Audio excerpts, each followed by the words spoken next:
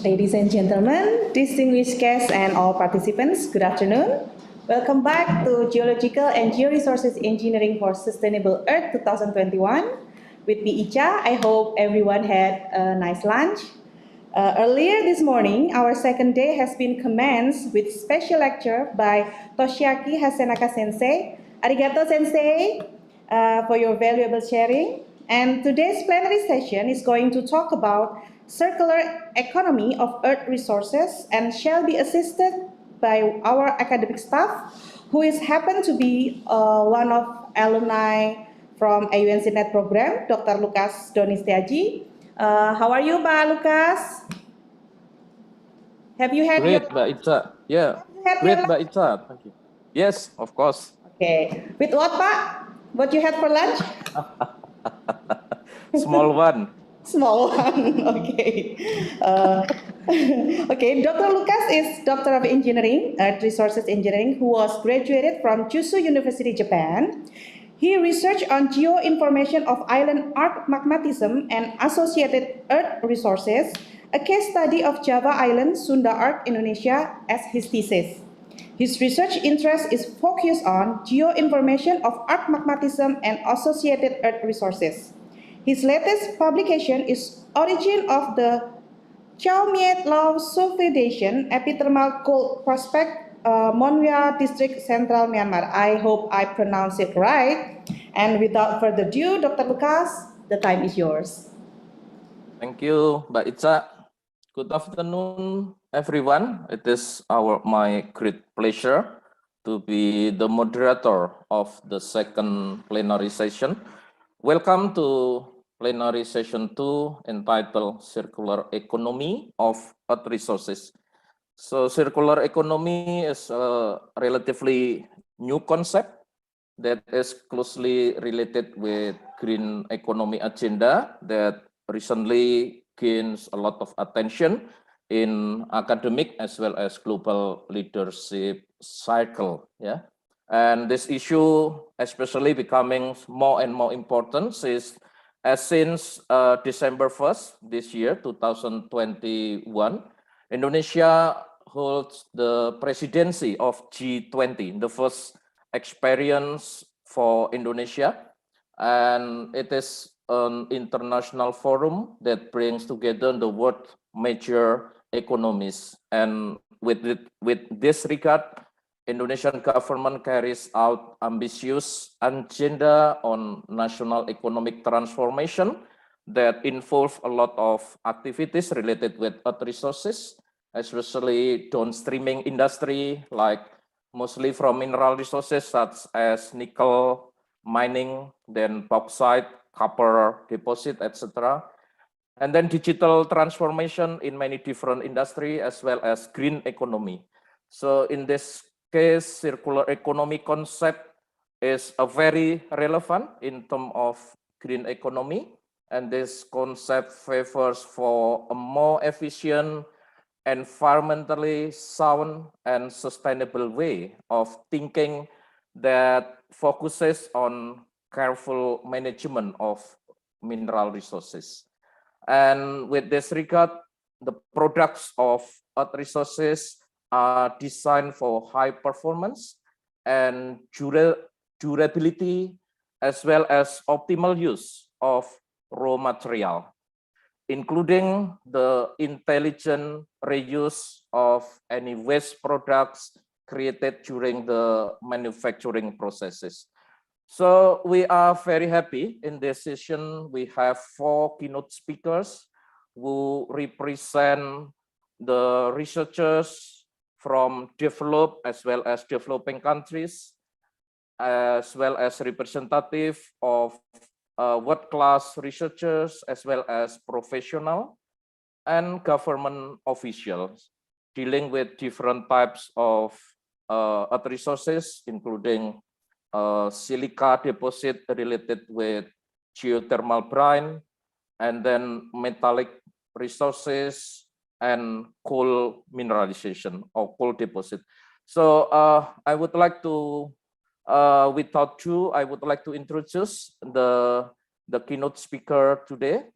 Please, organizing committee to to present the CV of the first presenter. We have 4 keynote speakers this afternoon, and each presenter will have around 20 minutes for presentation. We start from Professor Kotaro Yonesu, and the CV of Professor Kotaro Yonesu we can see together, and Professor Kotaro Yonesu is among the best supporter for our AUN SIDNet network, and his field of specialization is related with geochemistry, resources, and environmental geology, with the newest publication related with multiple metal sources of copper, copper and tin deposits inside from the Tongsanlin polymetallic deposit in the Nanling Range, South China. And this opportunity, Professor Yonesu will, in my understanding, Professor Yonesu will deliver a talk related with silica deposit from geothermal brine. Professor Yonesu, if you are ready, time is yours for 20 minutes of presentation. Okay, thank you for your introduction. So I'm amazing. So your committee search my latest publication. I'm a Not bit me. surprised. Okay, let me share the slide for today.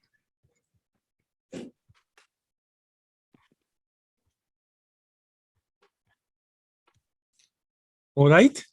So, okay, thank you again. Thank you for the introduction, Dr. Lucas, and thank you for all the managing by the organizing committee. So I'm Kotaro Yonesu from Kyushu University. Yes, today I'd like to talk about siliceous deposit at geothermal power plant. So in Japan, the carbon dioxide is a big social issue. So we are trying to find new energy, so almost zero emission CO2 energy, but we are struggling. And we understand that geothermal resource is one of the potential and big breakthrough, but unfortunately, our installed capacity of geothermal energy is not increasing. So the one of the issue is siliceous deposit, so-called silica scale at the geothermal power plant. So today I'd like to talk about how to monitor and how the siliceous deposit formed. From the basic to our latest attempt, I'd like to show you. Before starting my talk, so since yesterday I joined, and many historical, not historical, but almost historical talk or photo appeared. So I tried to search from my PC and I found. So first participation with ANSeedNet for me was actually 2006 at Georgia. So when I was PhD candidate, and yes, here Paul Lucas, he was in Kyushu also, and colleague in Kyushu.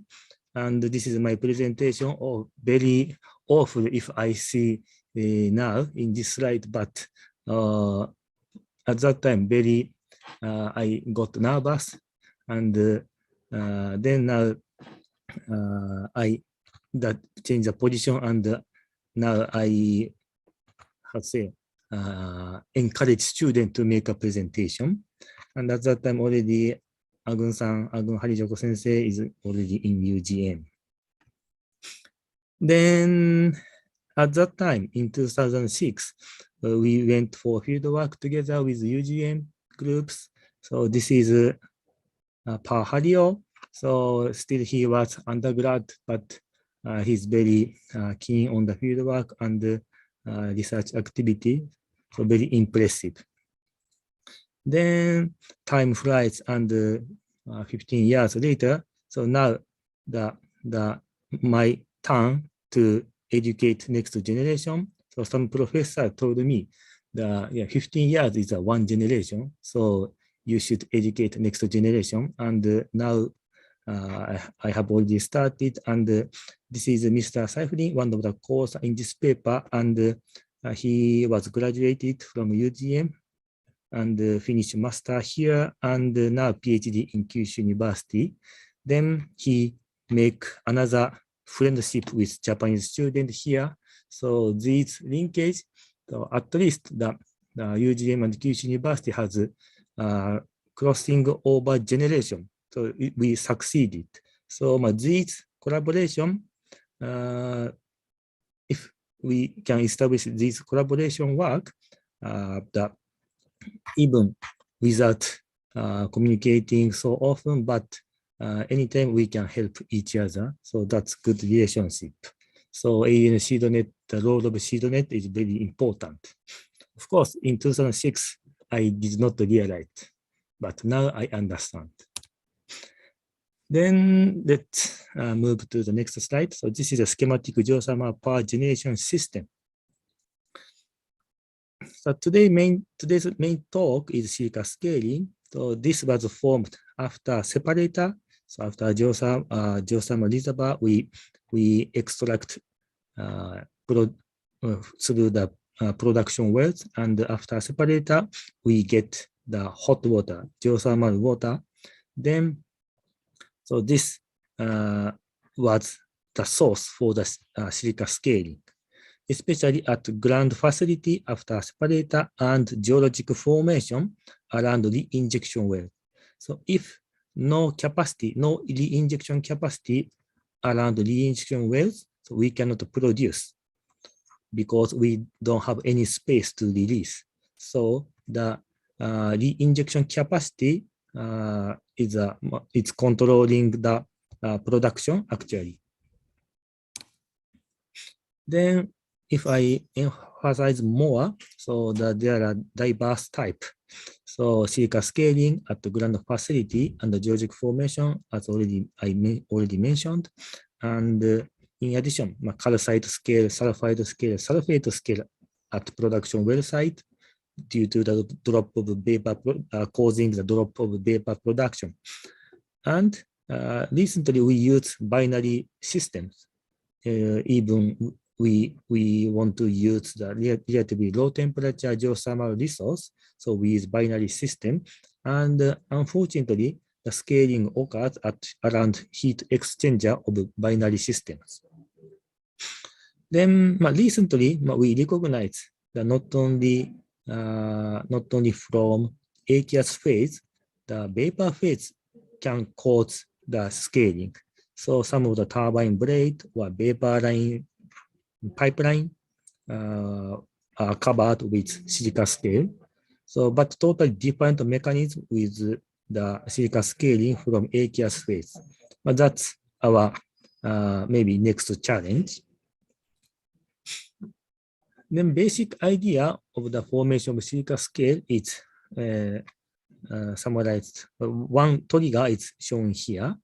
So the SIM stands for the monomeric silicic acid in geothermal water.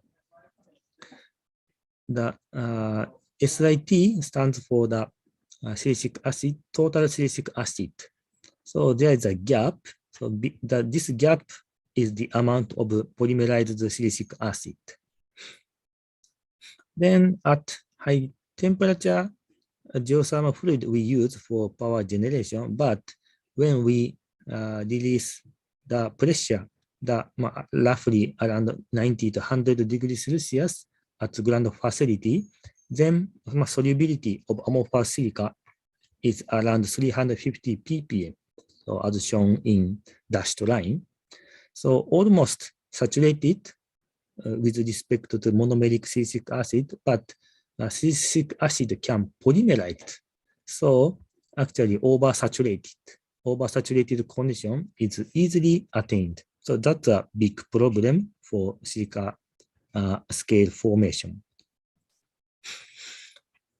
Then the repeat, some parts are repeated, but silicic acid under unsaturated condition. So dissolution of silica is predominantly occurred and silicic acid is formed. Then, and oversaturated condition, these monomeric silicic acid polymerized and forming polysilicic acid as colloidal state, then forming turn to the silica as solid materials. So this polymerization is one of the key for the understanding of silica scale formation. Then some of the pathway to grow is already proposed. So depend on the geothermal fluid characteristic, such as pH or salt, salinity. The pathway for the growing silicic acid is different. Then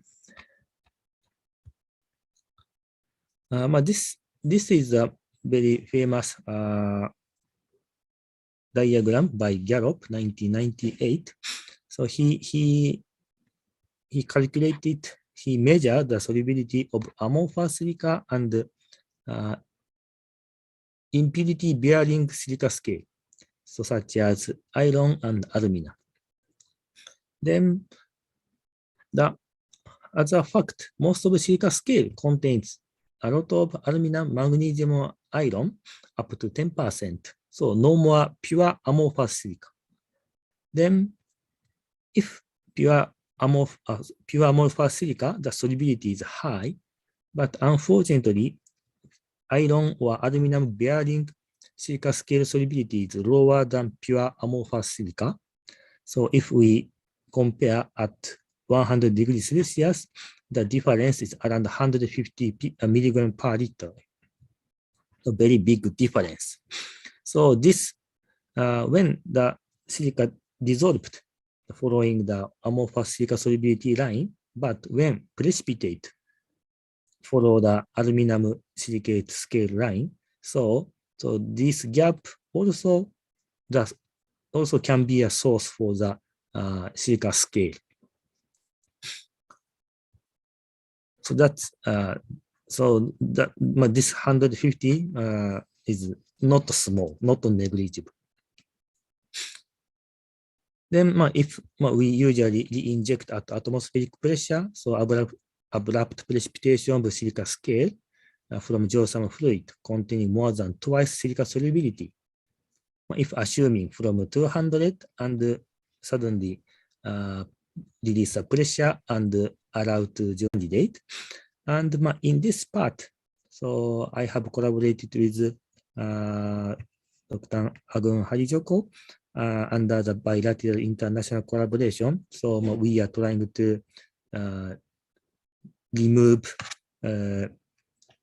so recover the lithium or other valuable metals and try to reuse the waste materials such as silica. So we have this project. Then in the world, the cheapest way and practical way to avoid silica scaling is pH adjustment. So if we have a silica scale and the easiest way to consider is pH adjustment. So we add sulfuric acid and adjust pH around 5. However, we cannot stop it perfectly. So this is the example. So from Hachoba Josan power plant, so pH around 8, so the monomeric silica decreased. So that suggests the polymerization occurred. So silica scale is forming. Then at pH 6.6 or 3.3, it looks suppressed. But based on these facts, the pH adjustment method is established. However, still in Japan, so many geothermal power plants use this method, but unfortunately, the production in 1997 and the average of 2016 to 2018, if we compare, decreasing. So even the installed capacity is the same, almost the same or a bit increased, but the actual production decreased and the utilization percentage dropped. So these are the result of I don't say that all are derived from Chica scaling, but roughly 1/3 or more than 1/3 derived from Chica scaling, and they stop using, or they don't have enough cash to drill new injection well and production wells. So our recent attempt is how to detect or monitor the scaling phenomenon, so manifestation of scaling. Then try to develop new inhibitor. So inhibitor is costly, so the company usually want to avoid, but if we can provide multiple advantage by using inhibitors, probably some company show their interest, I guess. So we are trying to do. Then maybe time is not another only 3 minutes, but so we have Seeker scale monitoring. We developed the new Seeker scale monitoring method.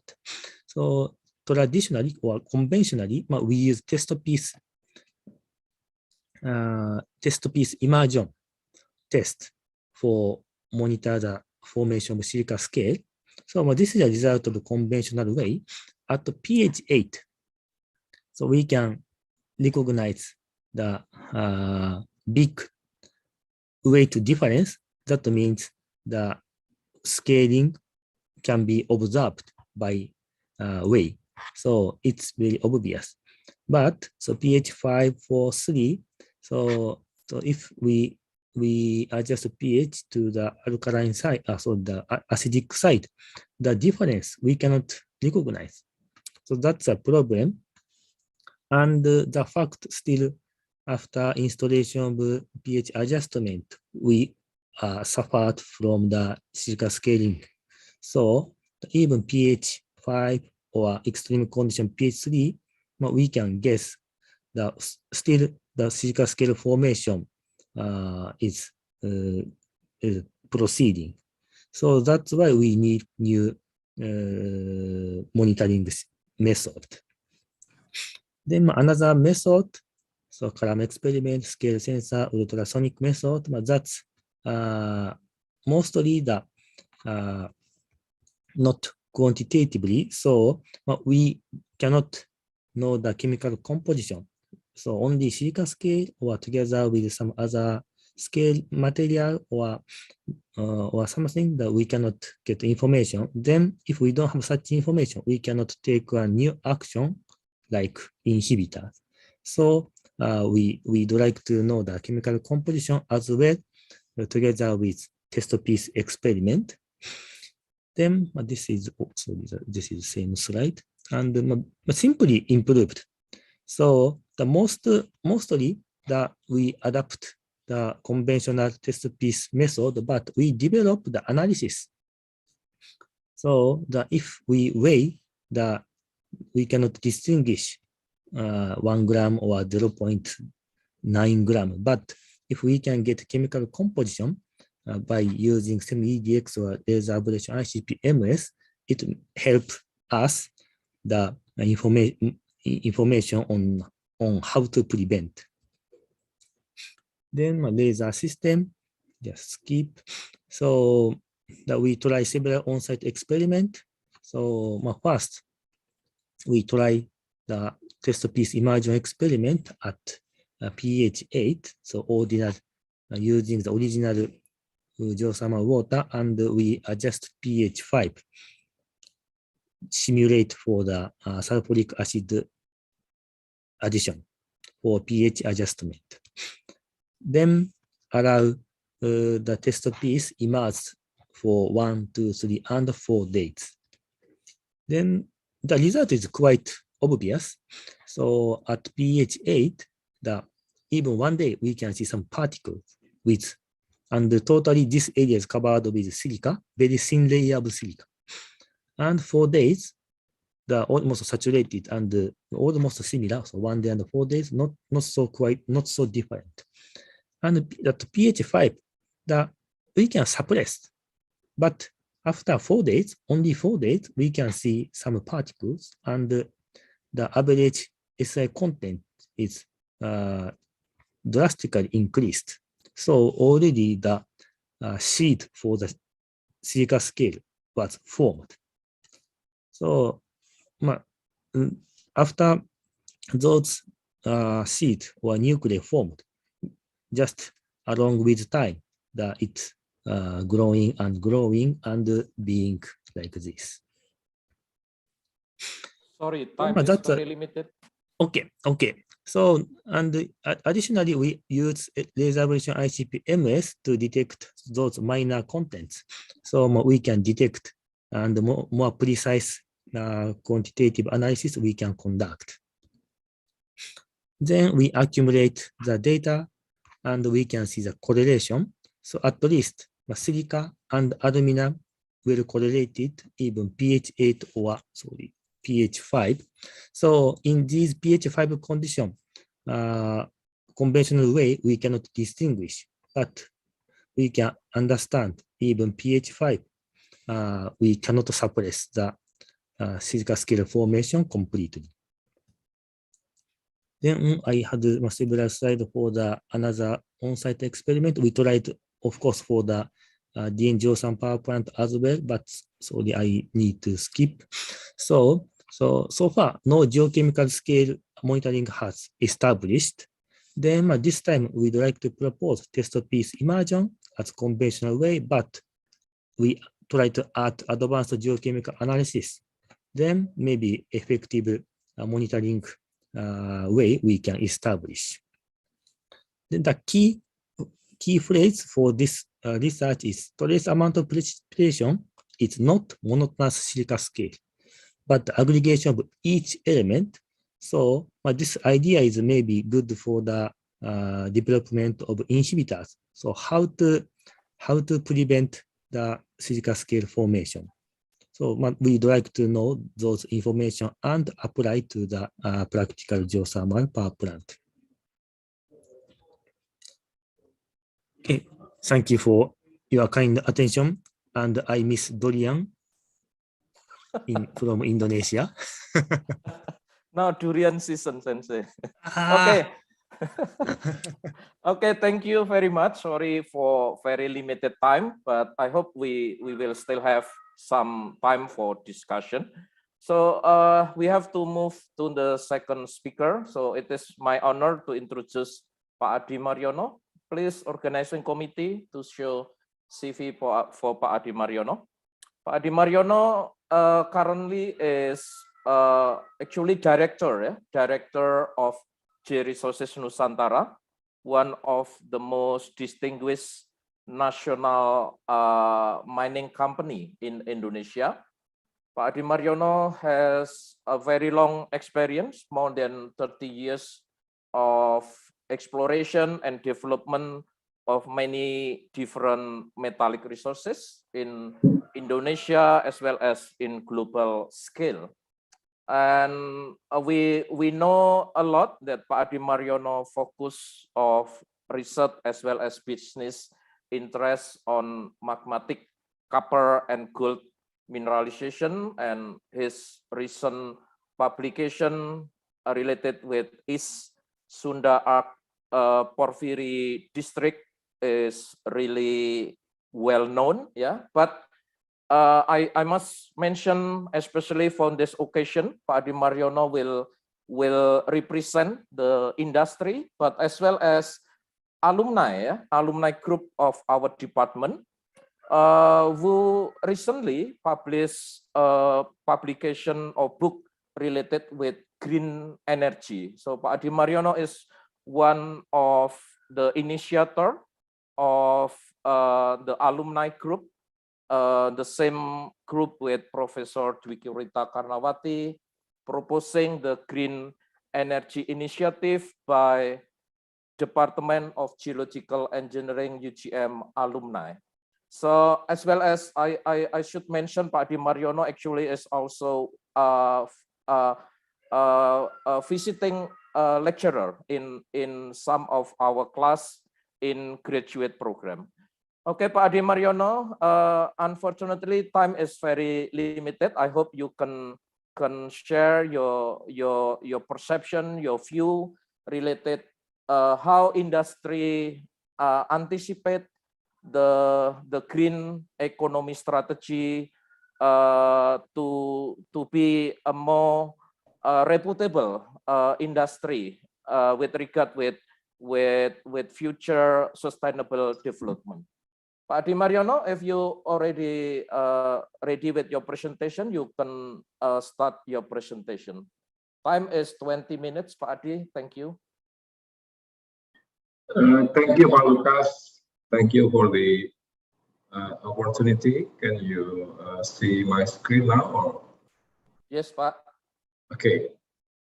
Okay, thank you, Pak Lucas, and thank you for this opportunity to Mas Wahyu Wilopo and the organizing committee. And it is exciting for me to talk about the green stuff.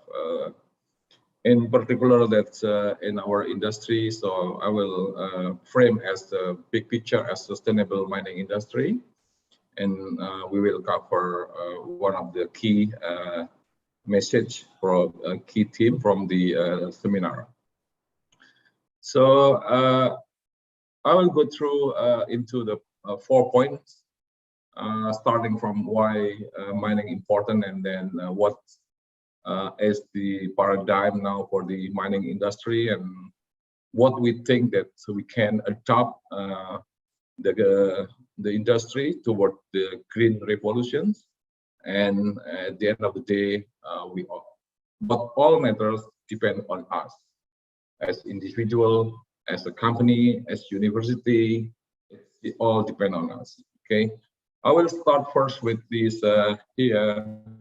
We're looking at the growing population of the world, and it is quite what you call striking for us. The population keep increasing time by time, although the population rate since 1980s declining from 2.1% rate annually to say that at the 1% level. Now we are at 7.4 billion people around the world, and all consume mining products.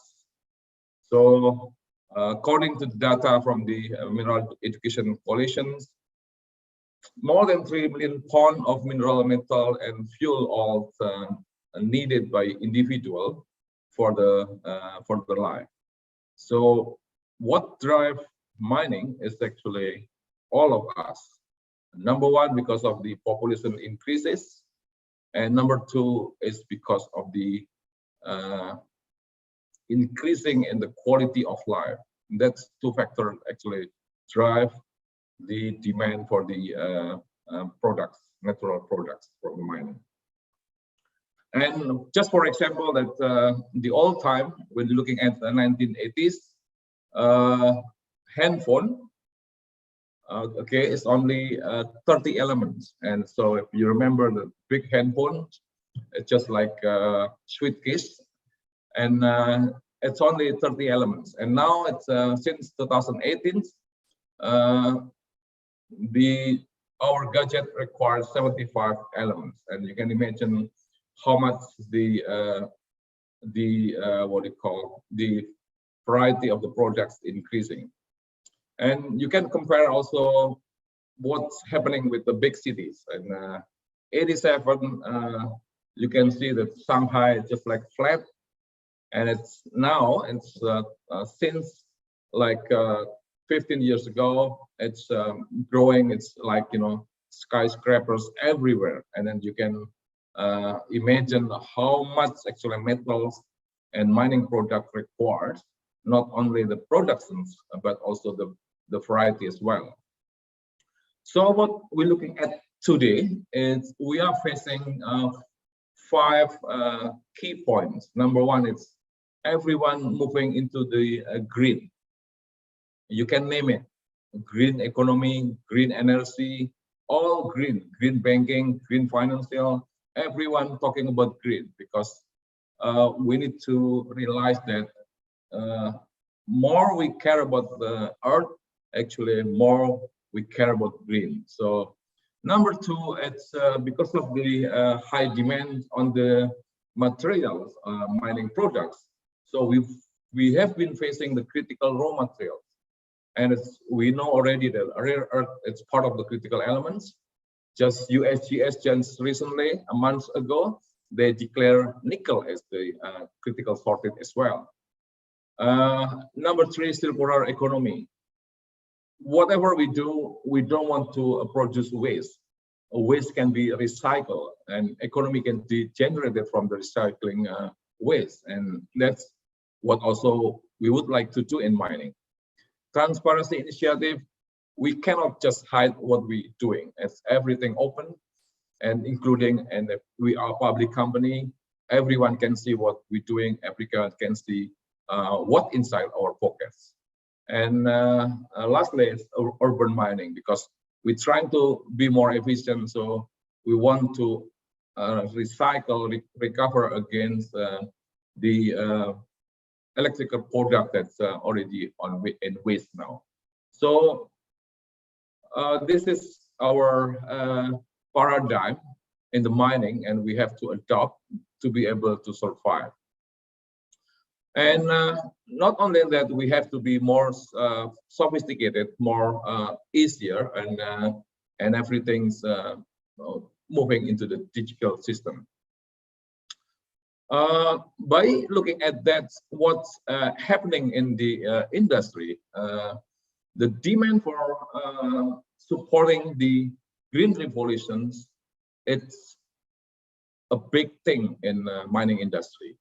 So when you're looking at the transformation from the brown energy to green energy, what's happening actually, you're mining nickel more, because you're looking at electric vehicles replacing the fossil fuel vehicles, and you're looking at the big jump. Although we are facing COVID, the demand for the electric vehicle are increasing.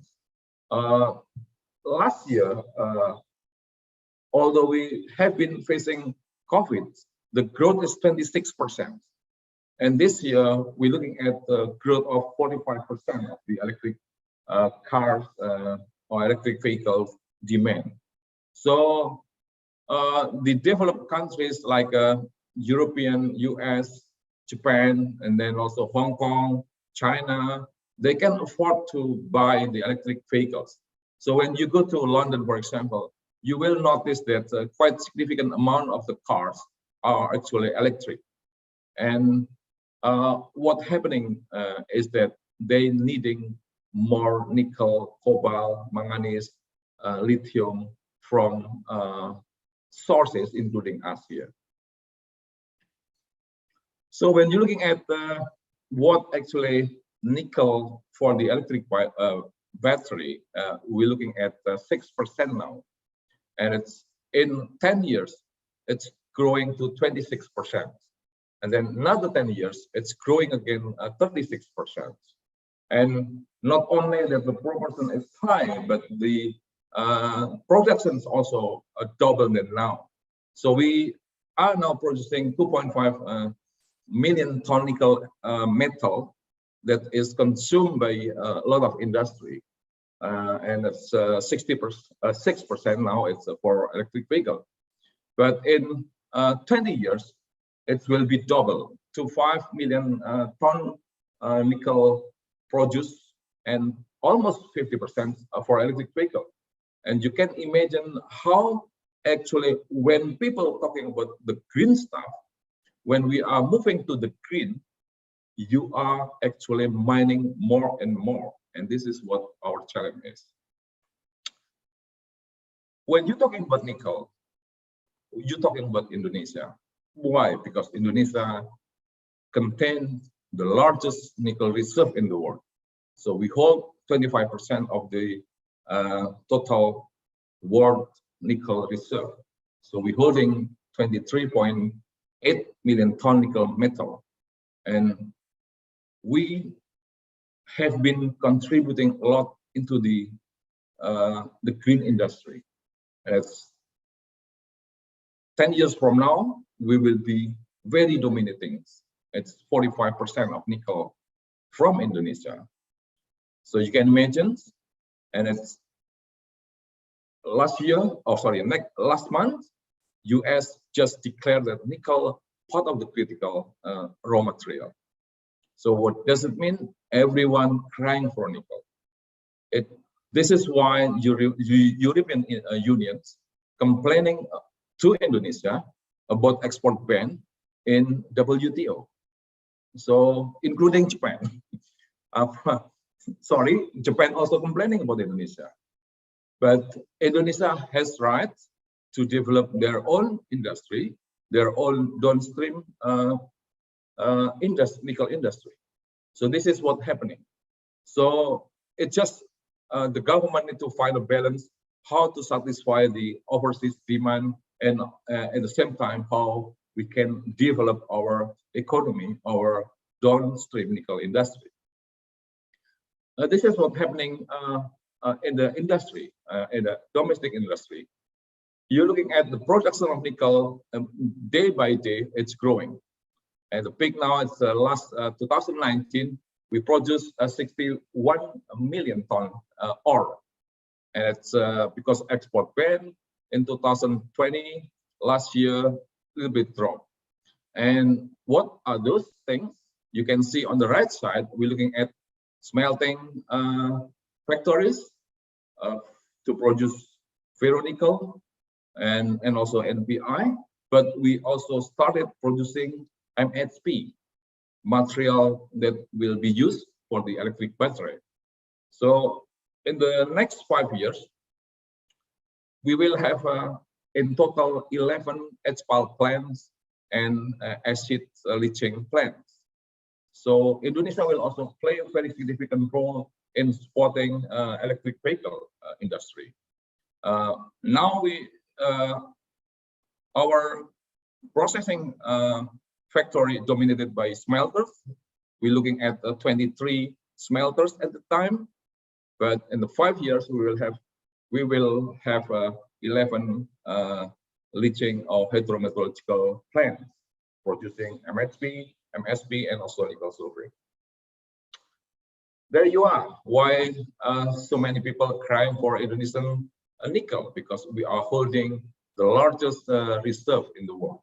And you can see that Indonesia is standing up, and it's more than Australia, who hold mostly a sulfide nickel, and we are holding laterite nickel. And this is one of the examples why we need to make sure that we mining our nickel in a circular economy way. When you're looking at the profile from the saprolite ore at the bottom, and then transition between saprolite and limonite, and then overburden. And this is what we think that we can do the circular economy. We mining saprolite for smelting, and then we use low-grade saprolite for current processing or heap leach processing. And then the upper part, the limonite, we can be used for HPAL processing. So on the saprolite, we produce ferronickel or MHP or NPI or nickel matte. On the upper part, on the limonite processing with the HPAL, we can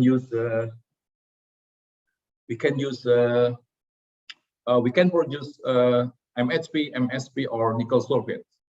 And on the top part, the topsoil, we can store it, and we can use for the land rehabilitation, also land reclamation. So what we do in the mining, that we don't produce waste. Currently, we don't optimize the use of limonite, and currently we are wasting the limonite, and this is not what we want to do in the mining.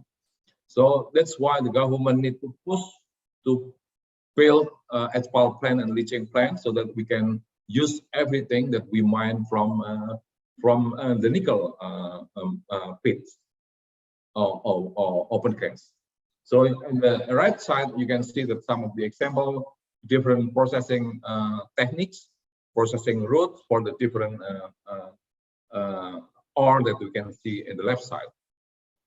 And this is what's happening with the circular economy in the mining. I think in the detailed scale, I think we can also do the same during the mining operation with respect to the other aspect like social and other thing on the circular economy.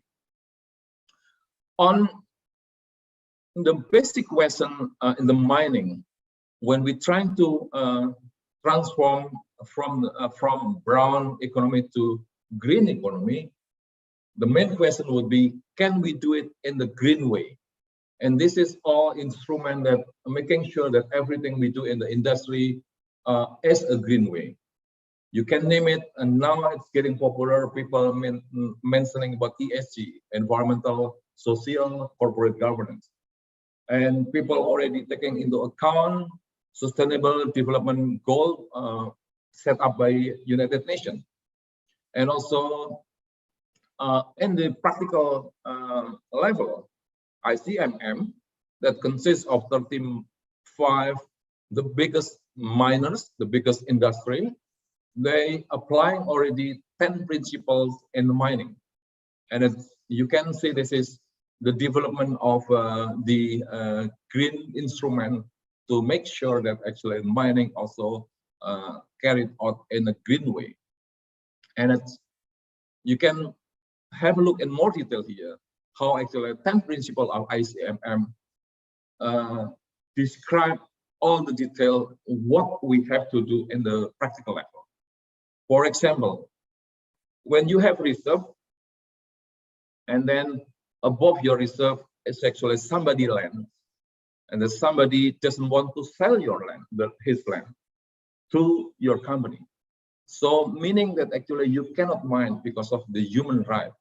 We cannot declare resource and reserve because of the land above it's belong to somebody else, because you actually cannot mine it. You cannot actually materialize what you classify reserve to be money, or to process, to mine and process, and then you produce a profit. You cannot do that because of under this human right number 3. So a lot of the detail here that actually ensure that how we need to do in the mining. So this is very, very strict. And it's now ICMM even take further, and they form like a copper mark. Copper mark means that top leak of the copper mines, for example. If you're talking about Grasberg will never fall or reach into the copper mark because of the tailing. When you're talking about Batu Hijau, I'm sorry to say, they don't recognize STT within the copper mark. So you can see how actually within the mining industry, it's very, very strict. Even sometimes, a lot of time, above our daily standard. Sometimes it's something that we never imagined. So this is what about mining now. And of course, it's something that we already we normally looking at something like this here. And this is a good example from Batu Hijau. Batu Hijau doing a great job, and I was part of Batu Hijau. I'm still proud of to be part of Batu Hijau because we do the best for environment, for social, for safety, and the first mine that's granted a green proper in Indonesia, it's Batu Hijau. And this is very good example how actually we live with core values: environmental protection, safety, and a social license. We also moving into the digital part as well. So it's a lot of things that actually what do you call replaced with automation. So at the end of the day, basically, we also making sure that on the research and the reporting, we also apply the transparency initiative as like industry. So we are part of the big organization CRISCO in the world. That's how actually reporting resource and reserve to be done. So at the end of the day, it's depending on us as a professional, as a company executive, as owners, how actually we want to move into the green. So this is what I mean, mining champion wanted. So it's all for us. We need to act as a green and moving toward green. I think that's all, Pak Lucas, that we can share today. Thank you so much. Thank you, Pak Adi Mariono. It is really great pleasure to see that the industry is ready for implementation of circular economy for sustainable development, and you look very optimistic that many mining industry in Indonesia as well in global scale are ready. And it is very important to learn that green economy means more mineral, more metals. That means that the future of mineral resources study are still bright, but with many new standard of exploration and development. And I would like to add some important aspect related Pak Adi Mariono. Pak Adi Mariono also representing Coach. I hope many of you already familiar. Coach is based in University of Tasmania. So to demonstrate that Pak Adi Mariono actually is also part of one of the best research institution globally in terms of economic geology, as well as Pak Adi Mariono actually is chairman of KGMI. You see one map related with transparency in reporting mineral resources and reserve. So in case of Indonesian mineral resources and reserve, Pak Adi Mariono is the chairman, and Pak Adi Mariono has tried to explain the contribution from Indonesian industry to give transparency in reporting the mineral resources and reserve. Thank you again, Pak Adi Mariono, and let's move to the third keynote speaker. It is my honor to introduce to our audience Dr. Rita Susilawati. Dr. Rita Susilawati is senior researcher and coal coordinator at the Center of Mineral, Coal and Geothermal Resources, Geological Agency of Indonesia. So Dr. Rita at this occasion would like to represent researcher as well as a kind of representative of Indonesian government with regard with circular economy topic, and especially more specifically related with circular economy in coal industry. Dr. Rita Susilawati graduated her PhD in applied geology from University of Queensland, Brisbane, Australia in 2015. Okay, Dr. Rita, if you are ready, you can start your presentation, and we allocate for each presenter 20 minutes. I hope you can use 20 minutes of presentation. Thank you. Okay, thank you, moderator. Good afternoon, everyone. Greeting from Bandung, Indonesia. Let's start with my presentation. Can you see the slide already? Pak Lucas? Yes, yes, we can see it. Yeah. Okay. Perfect. Okay. Again, greeting from Bandung, Indonesia. Friends, colleagues, it is an honor for me to be here in this conference and to share with you related to Indonesia coal development in from the government perspective, of course, because I will represent the Ministry of Energy and Mineral Resources, Geological Agency of Indonesia. To begin with, let's see this picture. This is a beautiful picture of Global Change Institute is located in the University of Queensland, Australia. This is the world's first building used geopolymer concrete made by coal combustion product. We know that a coal combustion product considered as waste material, but then knowledge through science and technology able to turn that waste material into something more valuable. Therefore, I really appreciate to the organizer of this conference, because through this conference, many people share their knowledge, which could inspiring others to explore more. So we could expect that people come to this conference next year and the following year with more new knowledge. So again, congratulations to the organizer and thanks to invite me to this conference. Okay. This is the outline of my presentation.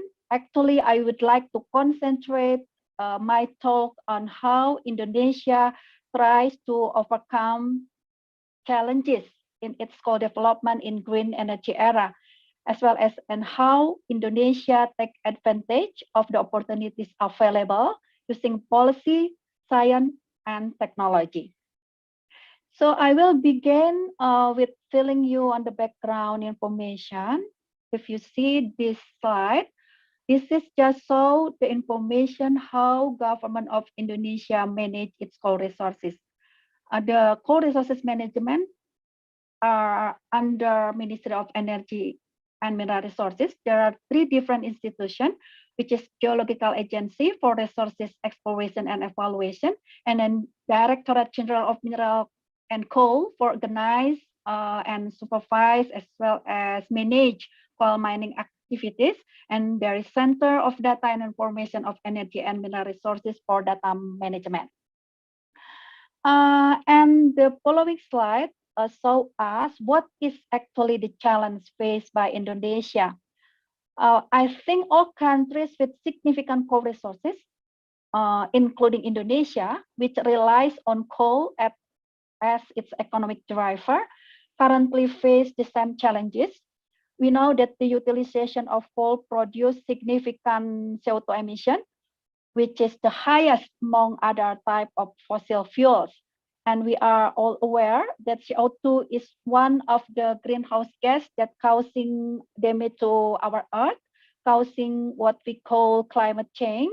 That's why, that's the reason why then several countries decided to reduce the use of coal, or even several countries that only focus to have as much as revenue to coal as national capital that should be developed in sustainable way.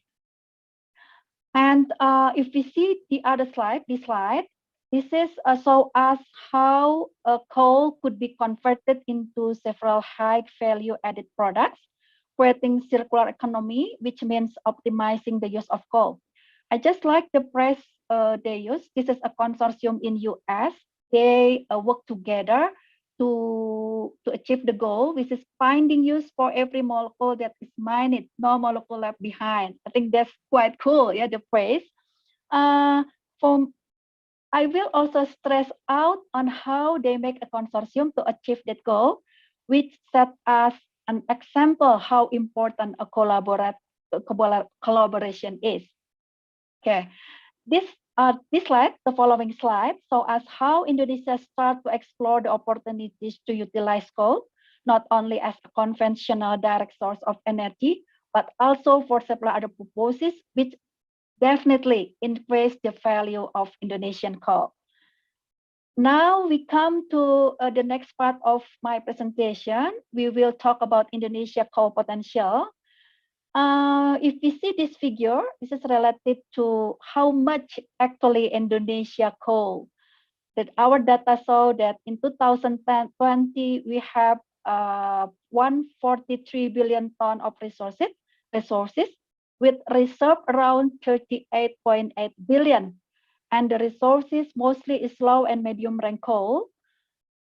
With current rate of production around 600 million ton, Indonesia coal reserve could last for the next 67 years. But of course, if we do coal exploration in more detail, that then we could convert our resources into reserve, and we could extend our lifetime of our coal. The next graph shows us national coal production versus domestic utilization. We can see that only 1/3 of Indonesia coal production utilized for domestic purpose. About 80% of domestic use are for electricity generation. We know that in Indonesia, more than 50% of its power plant are powered by coal, which means that we have significant amount of coal combustion byproduct, which we talked earlier. Current study has found that coal combustion product could be utilized for several purposes, for instance, as low energy building material, or also study has found that depends on the geological genesis of its parent coal. Coal combustion product could also contain valuable elements that are important to support modern industry, including green energy development. This is again show us the opportunity to optimizing the use of coal and its byproduct. The next slide shows us the statistic of coal export data in 5 years.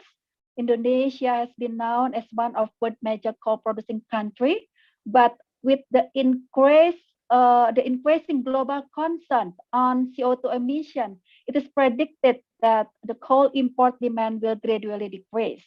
That's why in the green energy transition, it is the intention of the government of Indonesia to increase domestic use of coal through the development of domestic downstream coal-based industry. And this slide leads us directly to my next point.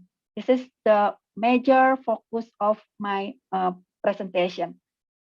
Coal development policy.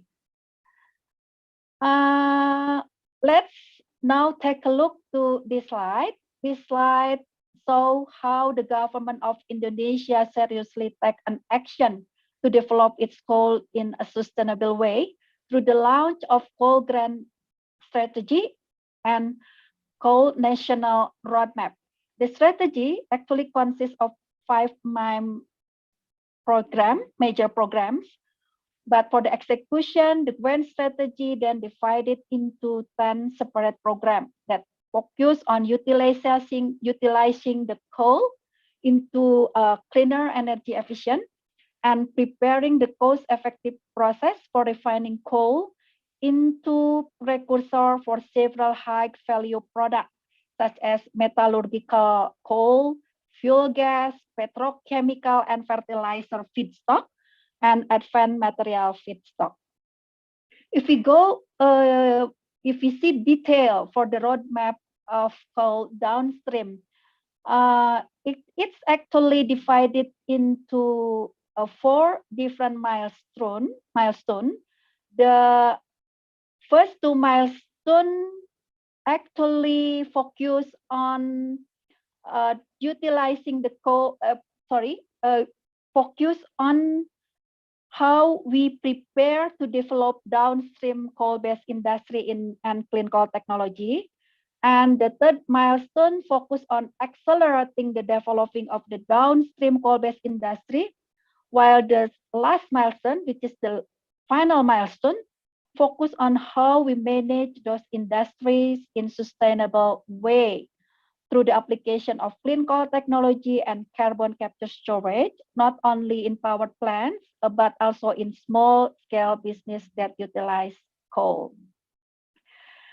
The roadmap actually gives us new insight on coal exploration and research, which is no longer focused on coal and its conventional use, but focused on how we could support the value added of coal and coal-based industries development.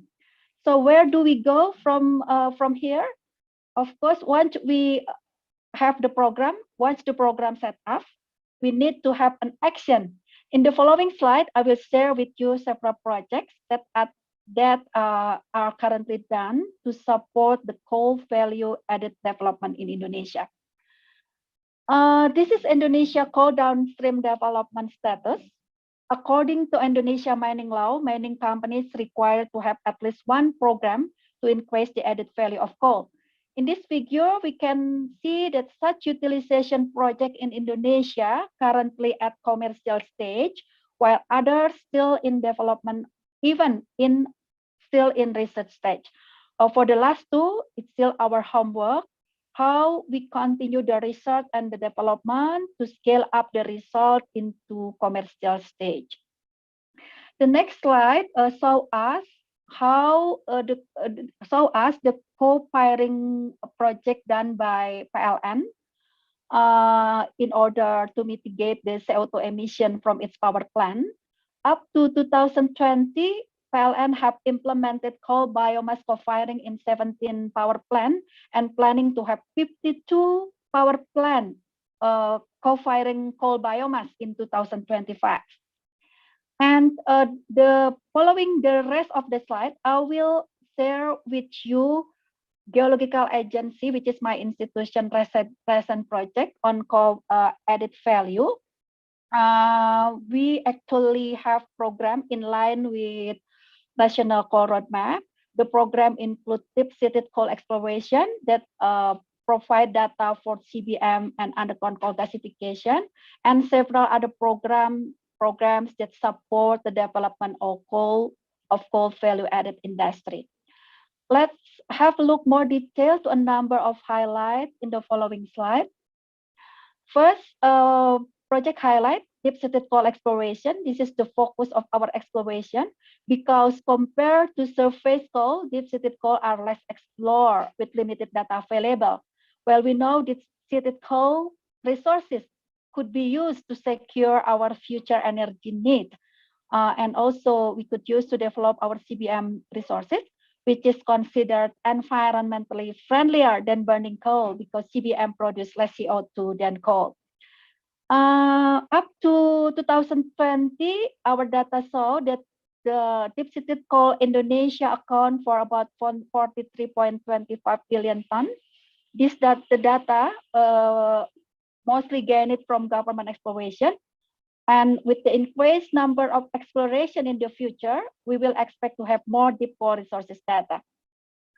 This is also, I would like to give you information on our coal CBM resources. CBM in Indonesia is currently not fully exploited. We gather the data from CBM companies. In the future, of course, we hope that coal bed methane could become one of major alternative fuel from coal. The other two slides, this slide and the following slide, show us how we evaluate our data through collaboration. The result of our evaluation has been presented in several conferences, including this conference yesterday. One of our collaborators also present the result of our project.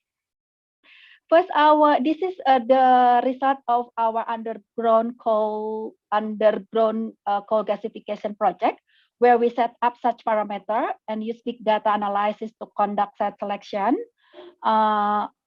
This is actually ongoing study, which later will cover all coal areas in Indonesia. And the second slide shows our project to explore the potential of rare earth element in coal and coal ash. We know that coal and coal ash are also a potential sources of rare earth element. Although perhaps relatively rare earth element in coal relatively unheard, but rare earth element we know is very important in our modern technology because they are used in variety of products we use every day, including television, cell phone, as well as computer. Now, our other projects are related to exploring the potential of Indonesia metallurgical coal. Compared to thermal coal, the metallurgical coal in Indonesia are not yet fully understood. That's why we create a program that focuses on confirming the metallurgical properties of Indonesia high-grade coal. We do a characteristic screening, set a parameter, take a sample, analyze it, metallurgical properties, then classify the properties, and at the end confirm the number of resources and reserves. Our study saw that Indonesia metallurgical coal could be classified into a hard and semi-soft coking coal, as well as pulverized coal injection. Once we know confidently the potential of our metallurgical coal, we expect to set up a plan to optimize the potential of our metallurgical coal and to reduce our dependency on metallurgical coal import. The last slide show you our project related to coal database development. Currently, we develop two types of database, which is basic database and advanced database. The advanced database consists more detailed data, which also cover coal value added characteristic. And we develop this database based on private companies and government data available, which is quite enormous, the data. And we expect that database could be used not only by us, but for other parties as well. Well, this brings me to the end of my presentation. These are a final point actually for my presentation. Perhaps some of you thinking, while other country has started to utilize its coal in unconventional way, but let's say that Indonesia has just started it. But as Chinese proverb say, be not afraid of growing slowly, but be afraid of standing still. So I would ask all Indonesian fellow to work together to develop our coal. My dream is that in the future, clean coal technology development will allow us to go in hand with renewable energy. That's all of my presentation. Thank you for your attention, and I give back the floors to the moderator. Thank you. Thank you, Dr. Rita. It's really amazing presentation. We really appreciate your sharing knowledge, and it's becoming a kind of representation of Indonesian government initiative in collaboration with university researcher. We learned Dr. Ferian Anggara and Dr. Bayu from Faculty of Engineering, UGM, involved in your project. So we really happy to learn your sharing knowledge, and hopefully all the audience also get insight what the government of Indonesia in collaboration with researchers from UGM and probably some other research institution working together with regard with circular economy, especially related with coal resources. Thank you again, but we have to move to our final presenter. I would like to introduce our fourth and the last keynote speaker this afternoon, Dr. Kamarsyah Arifin from University Science Malaysia. Dr. Kamarsyah is Associate Professor in School of Materials and Mineral Resources Engineering, University Science Malaysia, with a field of specialization on geology, economic geology, covering both metallic and industrial minerals, as well as applied mineralogy, applied geophysics, and geoenvironmental. And his current project is related with kinetic study on the production of titanium tetrachloride by chlorination of nitridate Malaysian ilmenite mineral. So it's really related with mineral processing, something that is very important to be discussed here. And as far as I learned, Dr.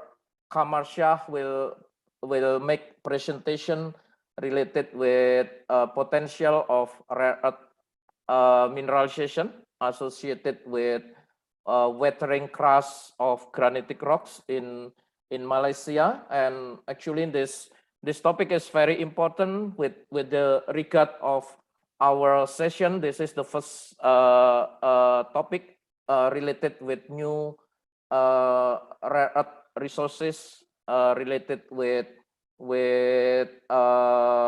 commodities that that have been investigated, including related with AUN SIDNet network since probably around 10 years ago, as well as a kind of update that there are some possibility or potential utilization of these resources to fulfilling green economy material in Southeast Asia. So Pak Kamarsyah, you have 20 minutes from now. If you ready, time is yours.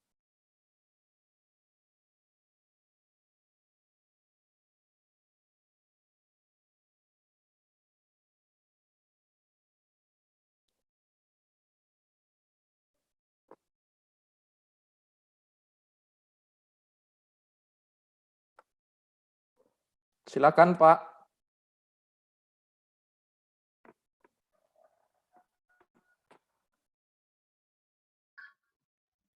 Sorry, Pak Lucas, I forgot to switch on my mic just now.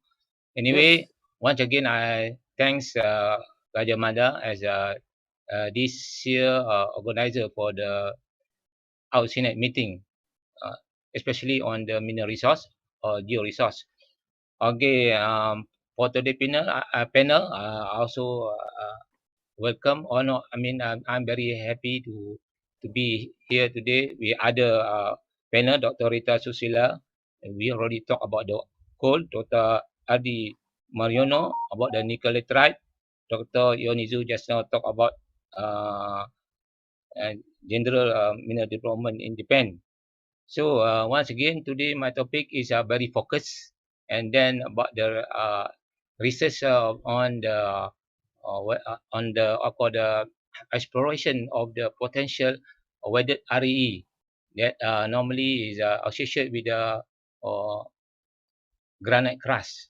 Granite crust is a granite that contains some amount of the mineralized and zonatim is considered as RE bearing RE mineral. This research not only new for us here. And then we when we it was about 5 years ago. This part of the research is also funded by the Kyushu University. That's why the Dr. Prof.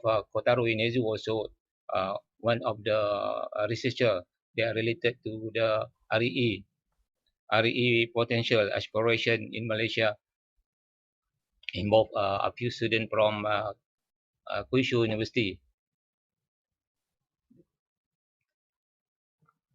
Can you move for me? I can move the okay. Next one, my outline is about interaction, research objective, and the research methodology that we use in order to study or to explore the RE, and then followed by result and discussion and conclusion. Next, please. This is just about to show about the relationship with the how important of the resource. Okay, then you see the granitic rock is considered as and the host rock for the RE. They contains RE element from the monazite as well as xenotim. When they are experienced what called weathering, they are absorbed by the clay. We call iron essential clay RE. Next, please. Okay, this is to show you about the where is the RE all about in the in about the abundances, okay, and as well as related to what called which the what called the atomic number, and then from the periodic table that most of us know is under the tantanite group. Next, please. Okay, this is maybe most of the panel here aware about the major application overview about the rare element. This under tantanite group, they are divided into two category. There's like light rare earth. The other one is heavy rare earth together with scandium with yttrium. This metal maybe with a dog, and then most panel here aware this is a critical element that required in the today modern technology. Next, please. Okay, this is a common type of the rare earth deposit. Okay, become a source for the RE element mining. Okay. So here there are three major type of deposit. Is a igneous deposit.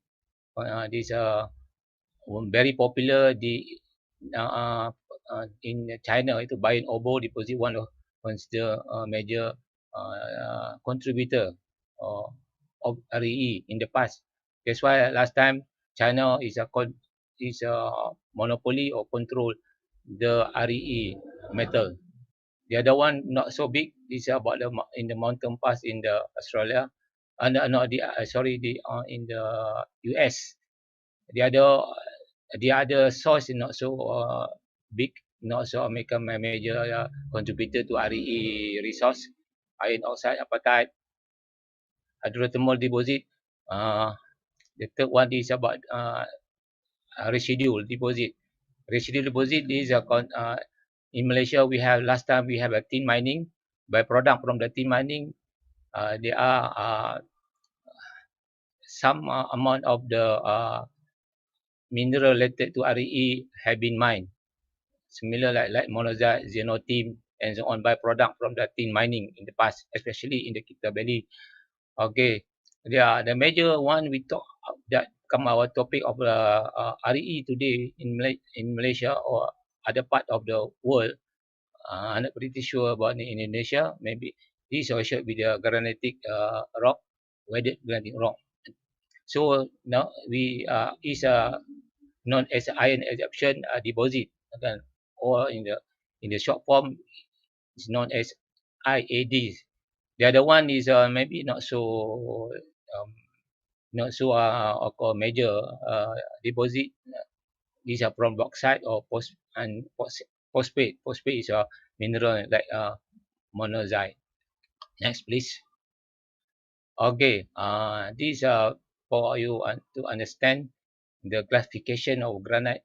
Granite, there are four different type of classification scheme they use in order to identify granite.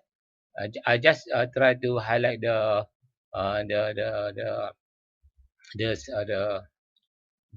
first and second one.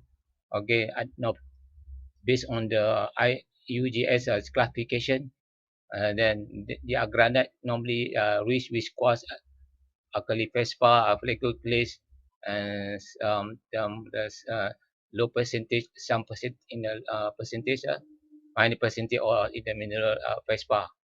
Okay, the other one is in Malaysia. Normally we focus on this type of granite, or called the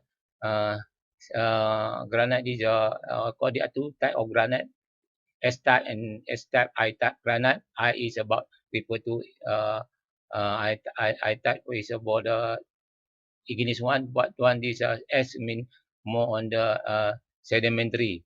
So we can see the percentage of the silica considerably high. Okay, the other scheme they use is about aluminium saturation index. Okay, the other one is about the magnetic or aluminum series in order to understand the granite, although the igneous rock, especially granitic rock, that may become a potential for RE iron adsorption clay mining. Next, please. Okay, this is to give some idea about our planet Earth. Planet Earth, what called cross section. That normally where normally most area that potential for RE bearing mineral resource, especially with area along the subduction zone. But Malaysia is considered located next to the within this subduction zone area. But Malaysia, we have the 30 to 40% of the geology of Malaysia is underlain by granite, igneous rock. Actually, the backbone of the Peninsular Malaysia from the Thailand until to the Singapore. Okay, there are two type granite here, S type, what or I type, just I told you. And even the eastern part of Peninsular Malaysia, we call is this eastern thin granite. Not much in the Borneo is Sabah Sarawak. Okay, and next please. Okay, this is to direct to introduce you to where what is the EE iron adsorption deposit, or in short form we call it IAD. Okay, in this case you can see the cross section. They are profile of the weathered granite. Itu dia cakap weathered granite. So because upper layer is normally underlain by overlain by this soil also. Normally sometimes we use a simple classification A, B, C, D. A consider is a top soil, okay, and then the D is considered as the granite, granite. So ID normally accumulation in the highly weathered soil. What do you call it, soil? Between the profile B and D, section B or D. You can see here, okay, some the spider diagram about the accumulation of the RE in certain section are controlled by various factors, including the pH, the alkalinity and the presence of the groundwater. This is agent of that transform the granite to the what we call is a granite crust or soil. Okay, this is where they are rich with kaolin clay normally. Okay, laterite clay become material that absorb the RE. That's why we call it RE iron adsorption clay. Next, please. Okay, this is to show you one of our research area that we based on the work conduct together with Kyushu University. They support by university and then student from the Kyushu University. Okay,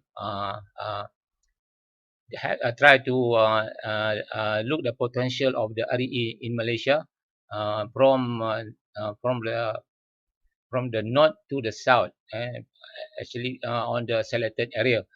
This is one of the target area in the. Have you been to the Perak State in the Lumut area? We use this case. This what call this outcrop as our case study in order to see how the RE core mineralization within the area or distribution RE in this profile, especially in the B horizon, strongly moderately weathered clay rich compared to other zone. Next, please. This is about the other RE. We call it China restriction on the RE mine and export. Of course, China monopoly most RE. RE considered as a critical element for the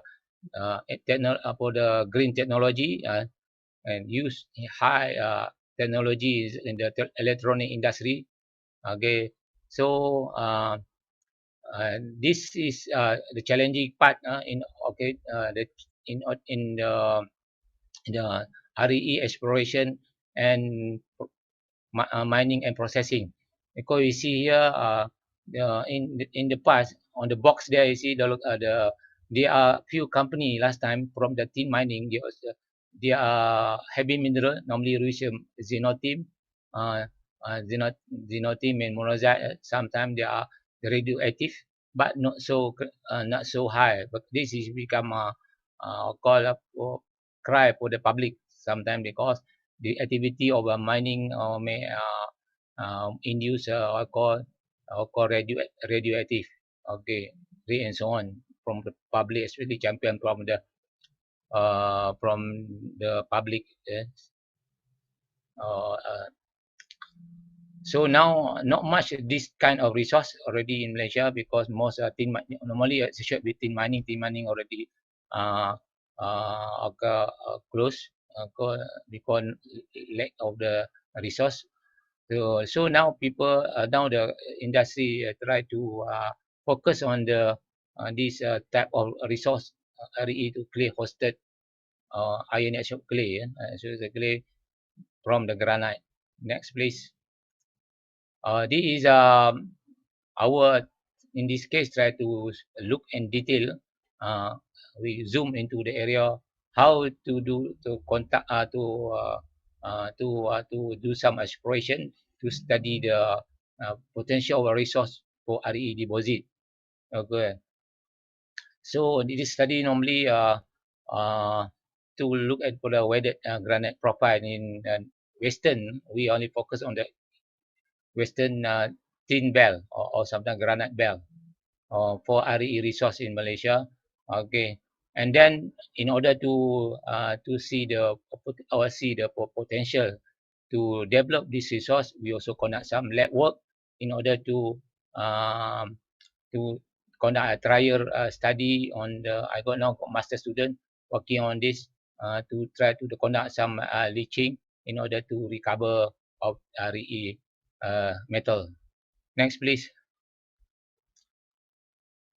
Of course, these are normally these considered common in the mineral or called resource development study.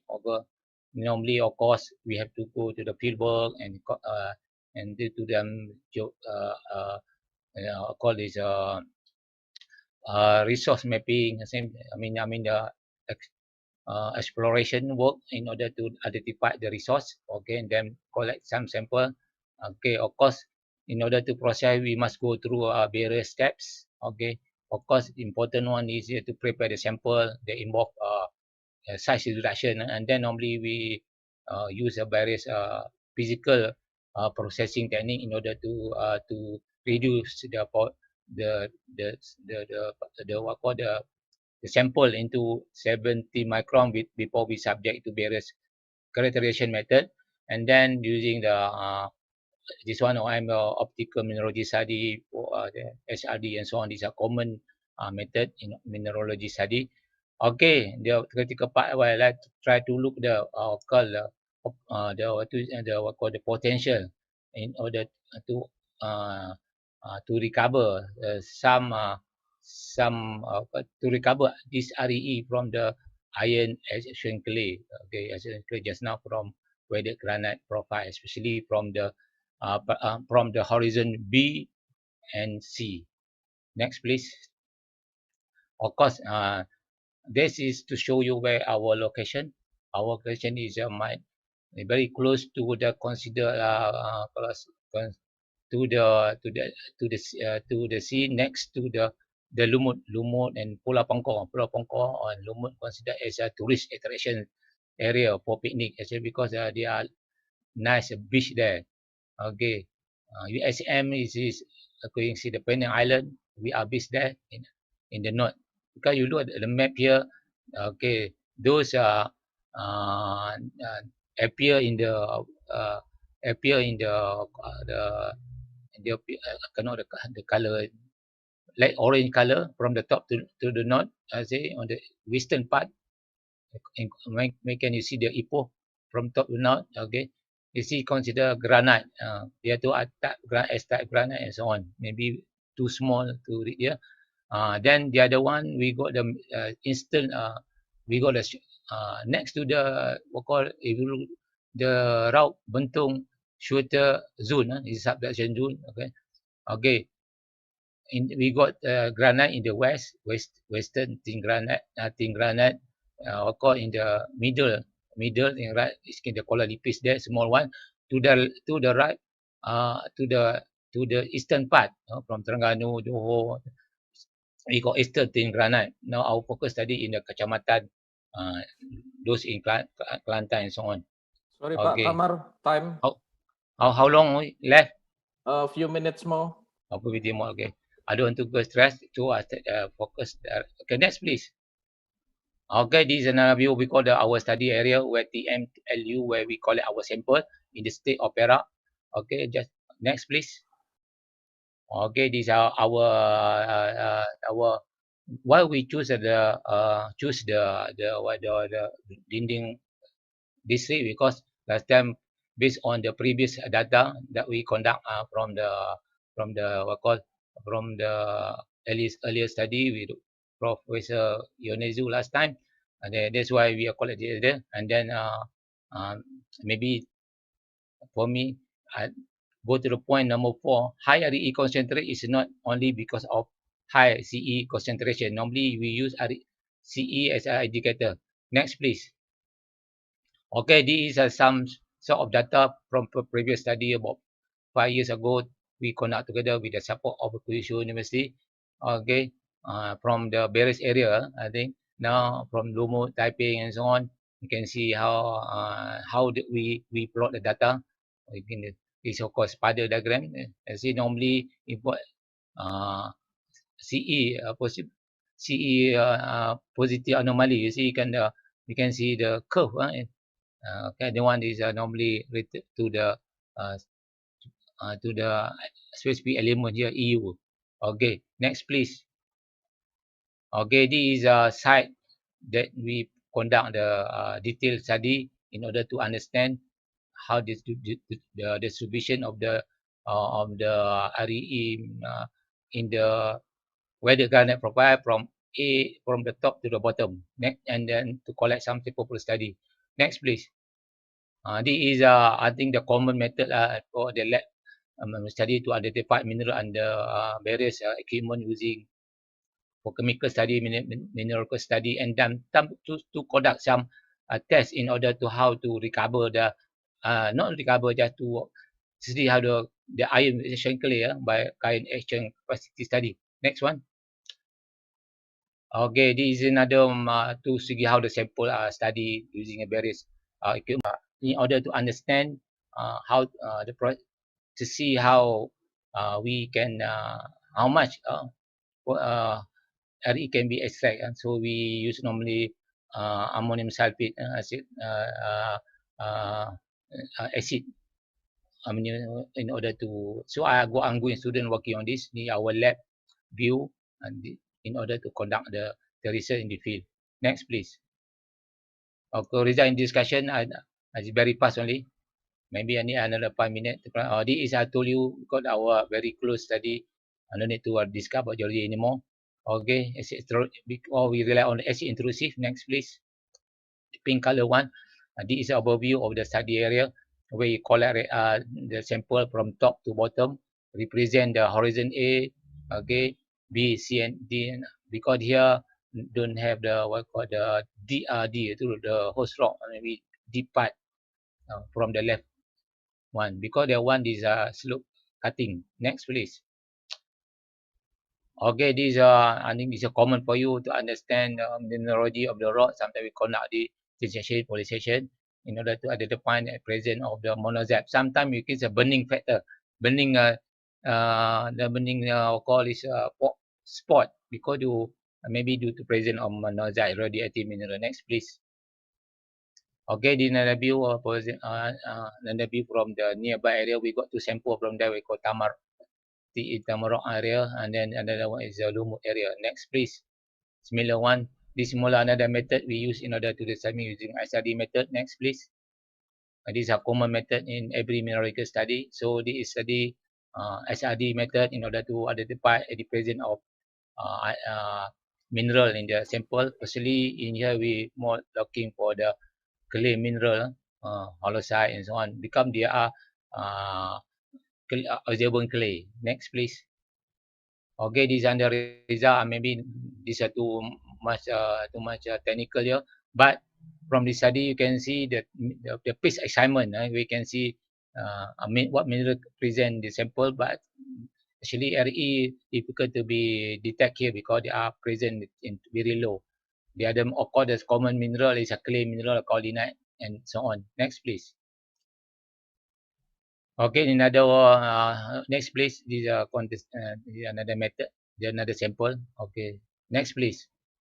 Okay, ini also this you can find from the result. As you see, what kind of mineral paste present the sample based on this method, FTR. Next please.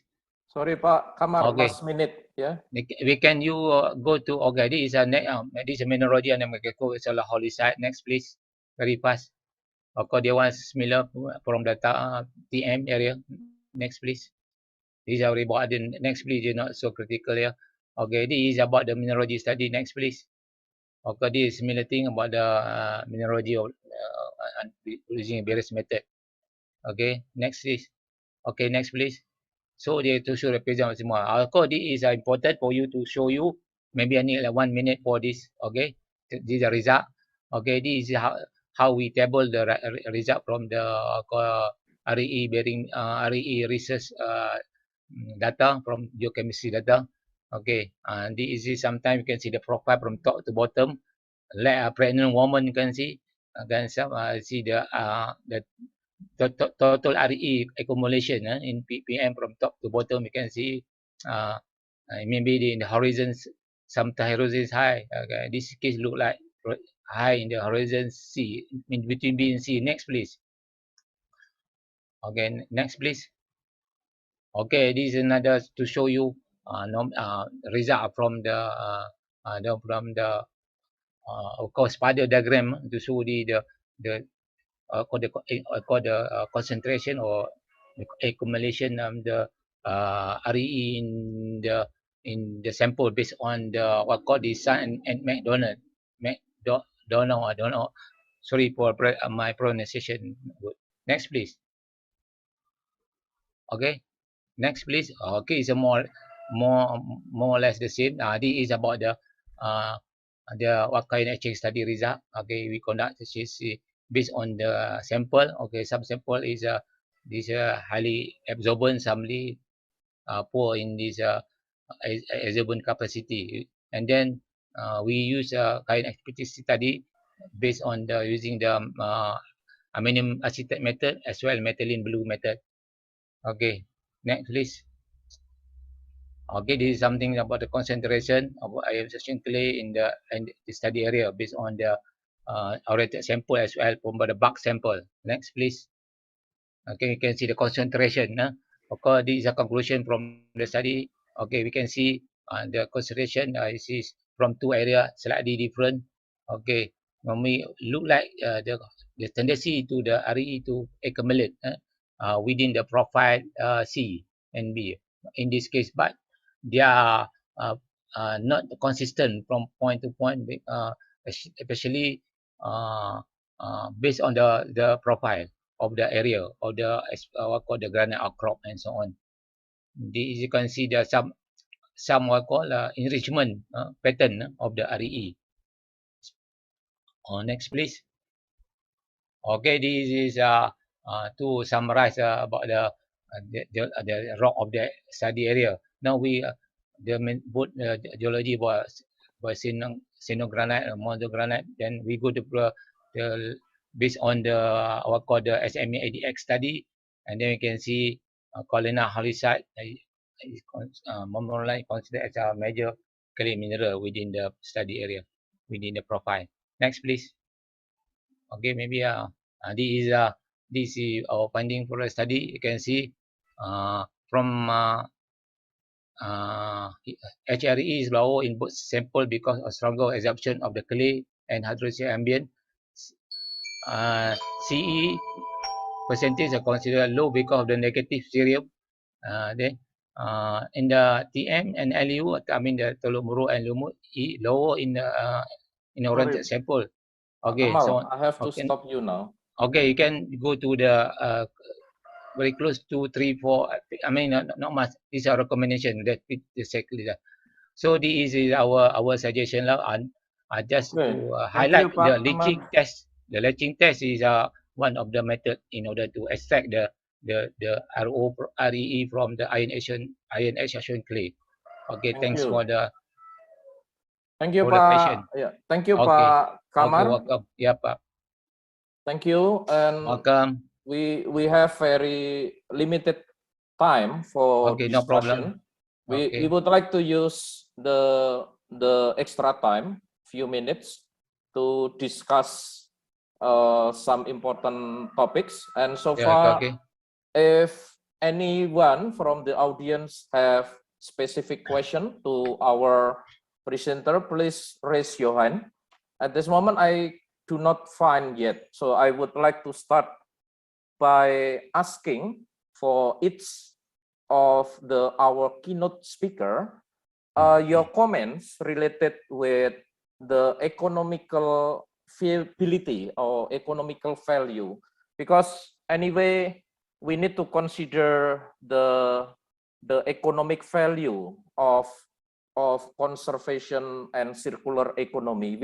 We trying to use at the most effective way, but of course we have to consider the cost and the economy of the byproduct.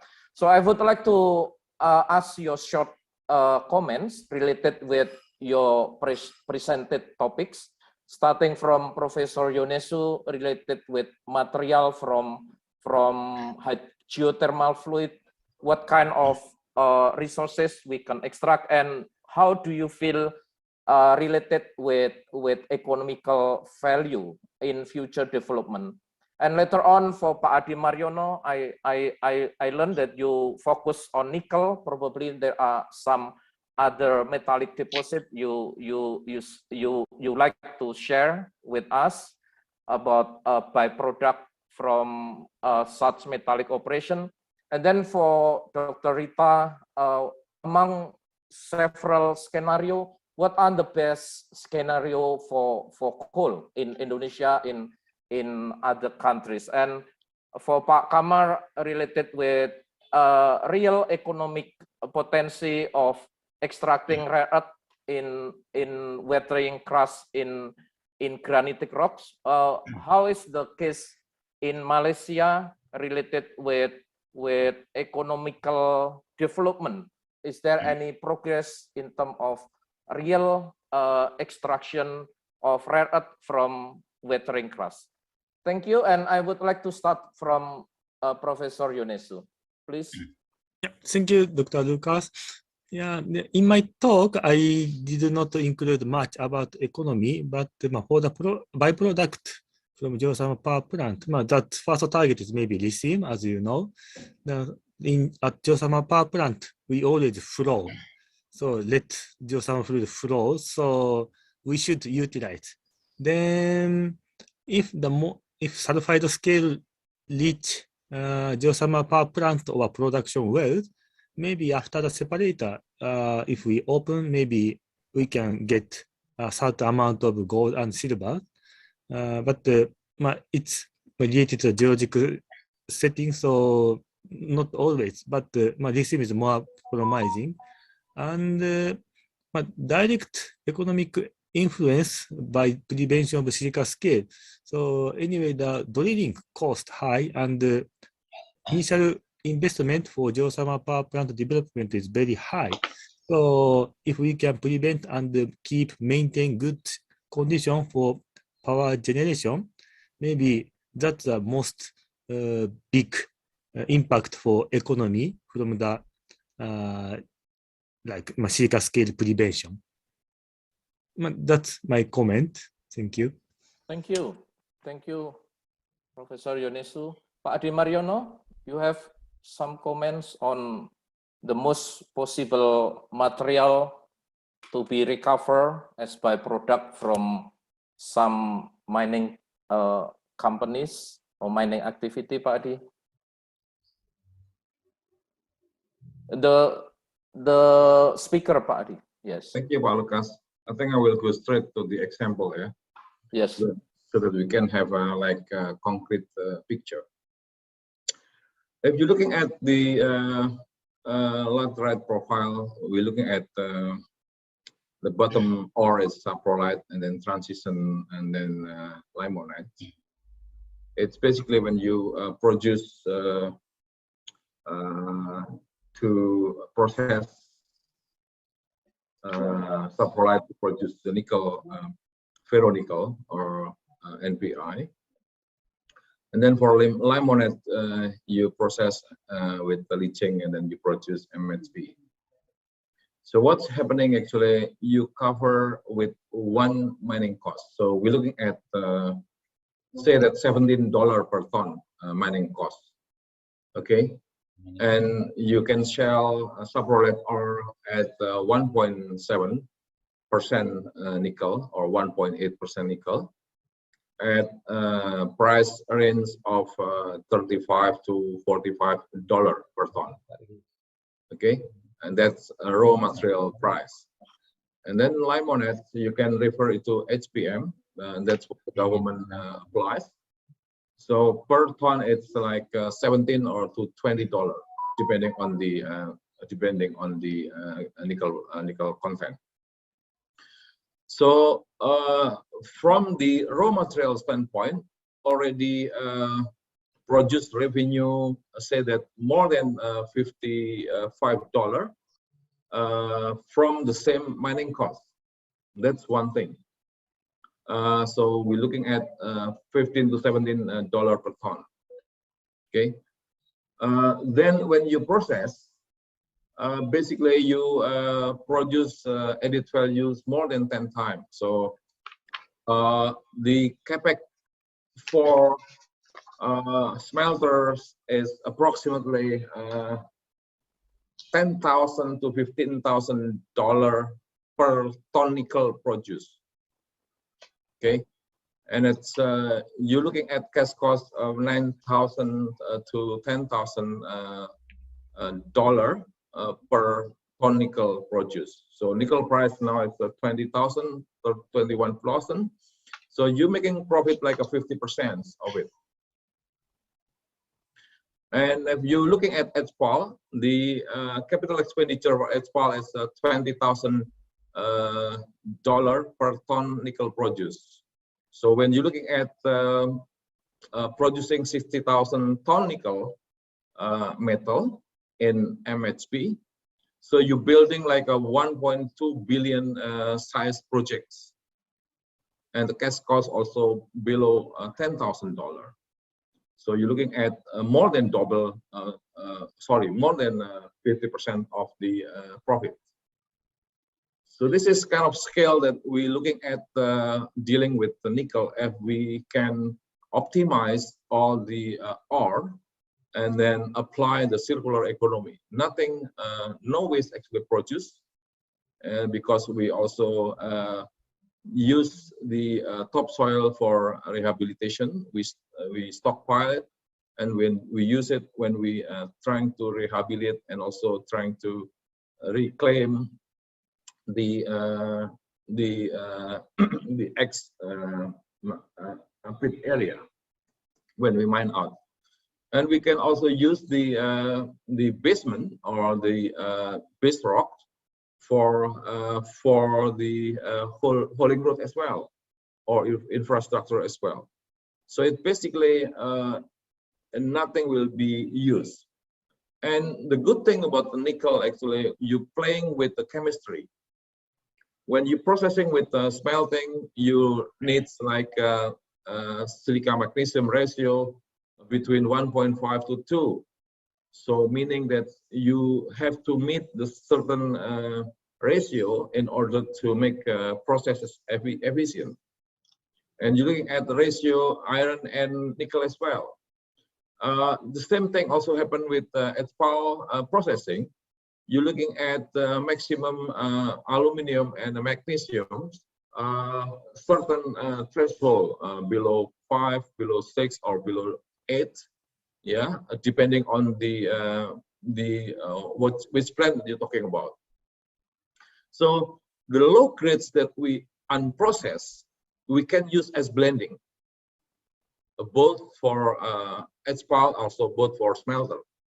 So this is kind of an art that we are dealing with.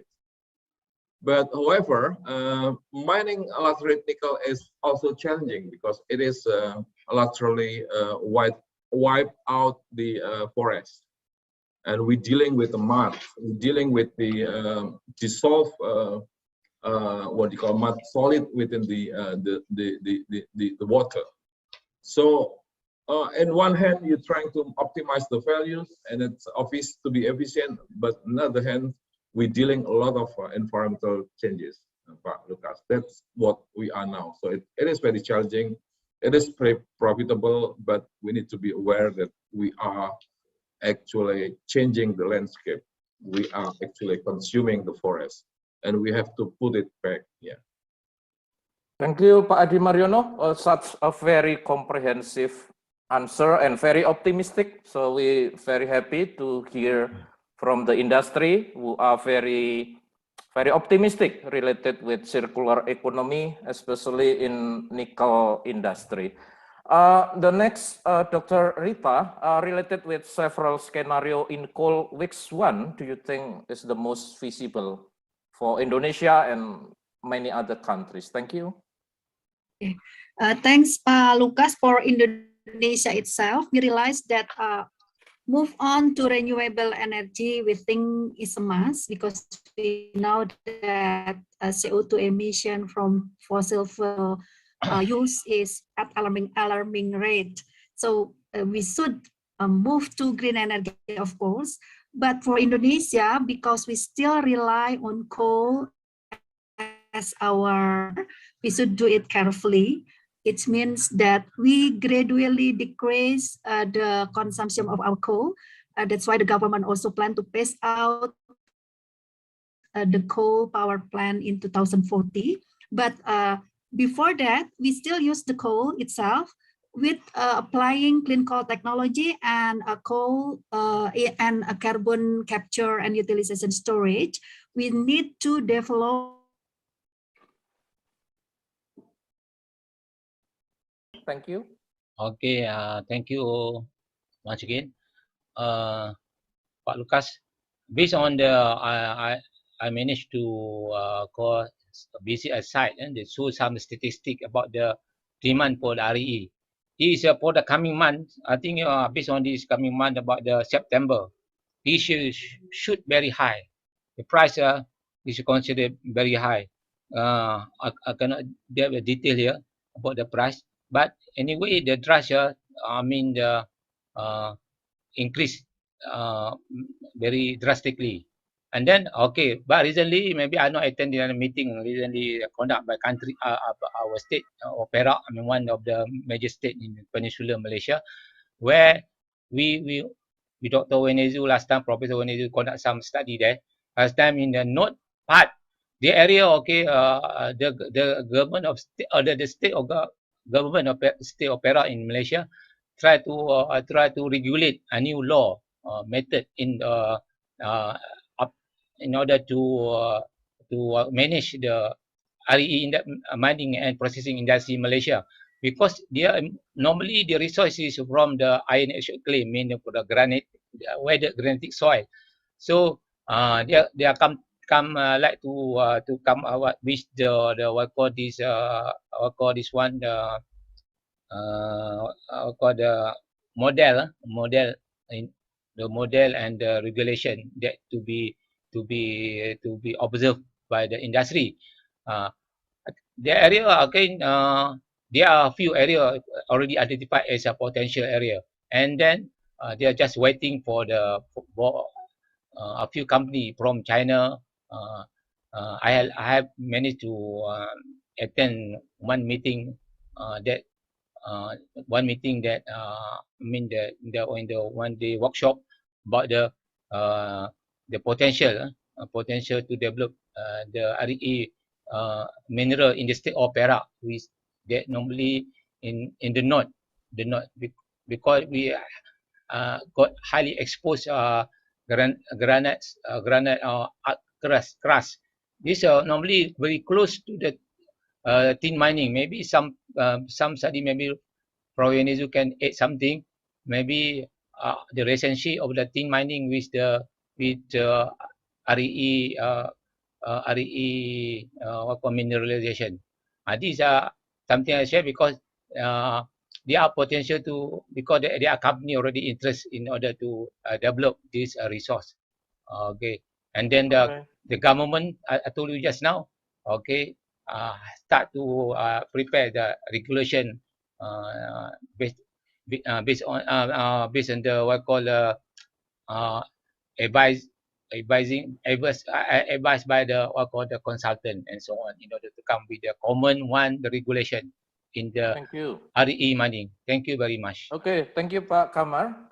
Lastly, I would like to invite Dr. Rita. Are you now with us? Please continue your explanation. And there is one more question related with the plan. A question from Dr. Esti Handini.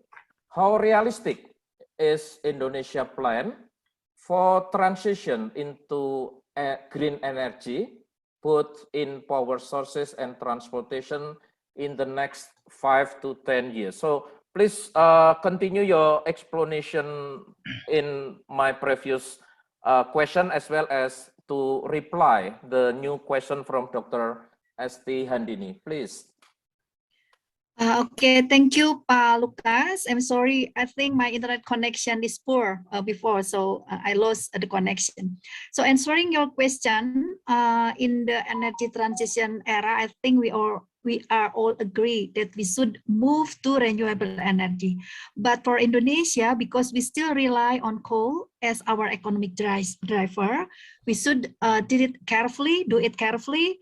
I mean, we can still use our coal. We gradually decrease the use of our coal, domestic use of our coal, but we also applying clean coal technology and carbon capture and utilization storage along with the usage of the coal. I mean, that's the best scenario for all coal producing country right now. And also we need to support all the research and development related to how we can increase the added value of our coal. So we no longer focus on coal as a conventional use. I mean, just burn it because it produces more CO2, but we try to utilize coal with unconventional way because several study has give us some good result that we could utilize the coal, converting coal into several more valuable material, which with less CO2 emission. That's my answer for your question, Pak Lucas. And then for another question for Miss Dr. Esti, yes, for some of us, we think that the government scenario final should be 29% reduce of CO2 emission by 2030. I think it's quite ambitious, but we don't forget that the government also try to make like a roadmap as well. How then we mitigate the CO2 emission and how all the action so we could ensure that the goal could be achieved. I think that's appear in the energy mix plan. I think how our effort to reduce the CO2 emission and how is and what is the action, Ibu Esti. Thank you, Dr. Rita. Thank you. And we have another question through chatting, but I see that Professor Yonesu already replied. So I hope it is enough for Dr. Ferian Anggara, the answer from Yonesu Sensei. Because of the very limited time, please allow me to congratulate and to thank all to our keynote speakers. And I would like to conclude this session by making a very short summary that during this session, we already demonstrated through our distinguished keynote speakers, that there are many different perspectives on circular economy of earth resources, but we can see the common optimistic and positive value and view in the future. It is very encouraging that from different point of view, from researcher from developed country like Japan,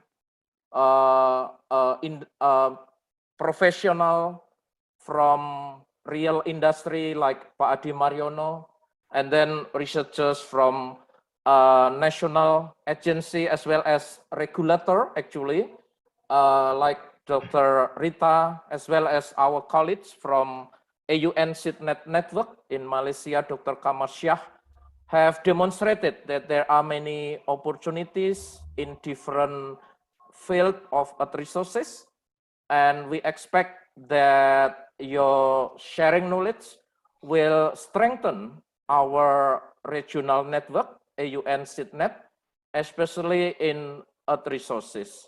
So your participation in this session is really highly valuable and highly appreciated, and hopefully your contribution will be a kind of encouraging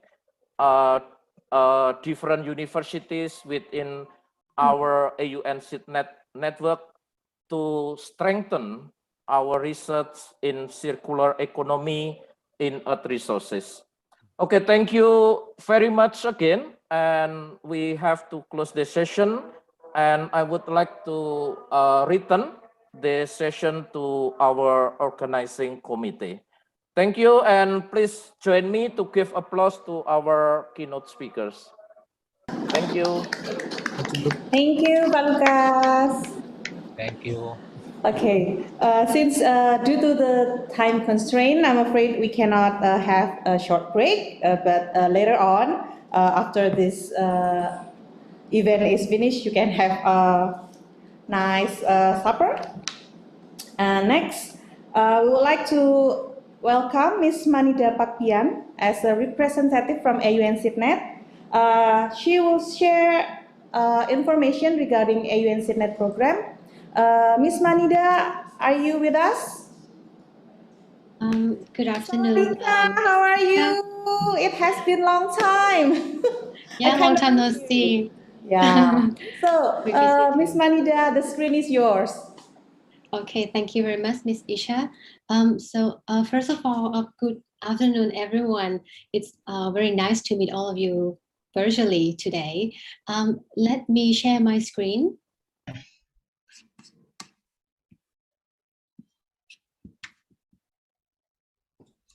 Okay, can you see my screen now? Yes, we can see. Okay, I hope you can see my screen. I'm sorry. Okay, in this session, please let me give you a brief introduction of our project. And yeah, the JICA project for AUN SIDNet, it's supported by the Japanese government through JICA and in collaboration with member institutions and ASEAN government. So as you know that we conduct various academic activities with the aim that ASEAN and Japan will be developed sustainably. Okay, this is the project timeline. As you can see, the project was launched in 2001, while the full operation started in 2003, and followed by 3 more phases. Currently, we are in phase 4 under the motto Plant the Seed of Future, Grow ASEAN-Japan Network for Sustainability.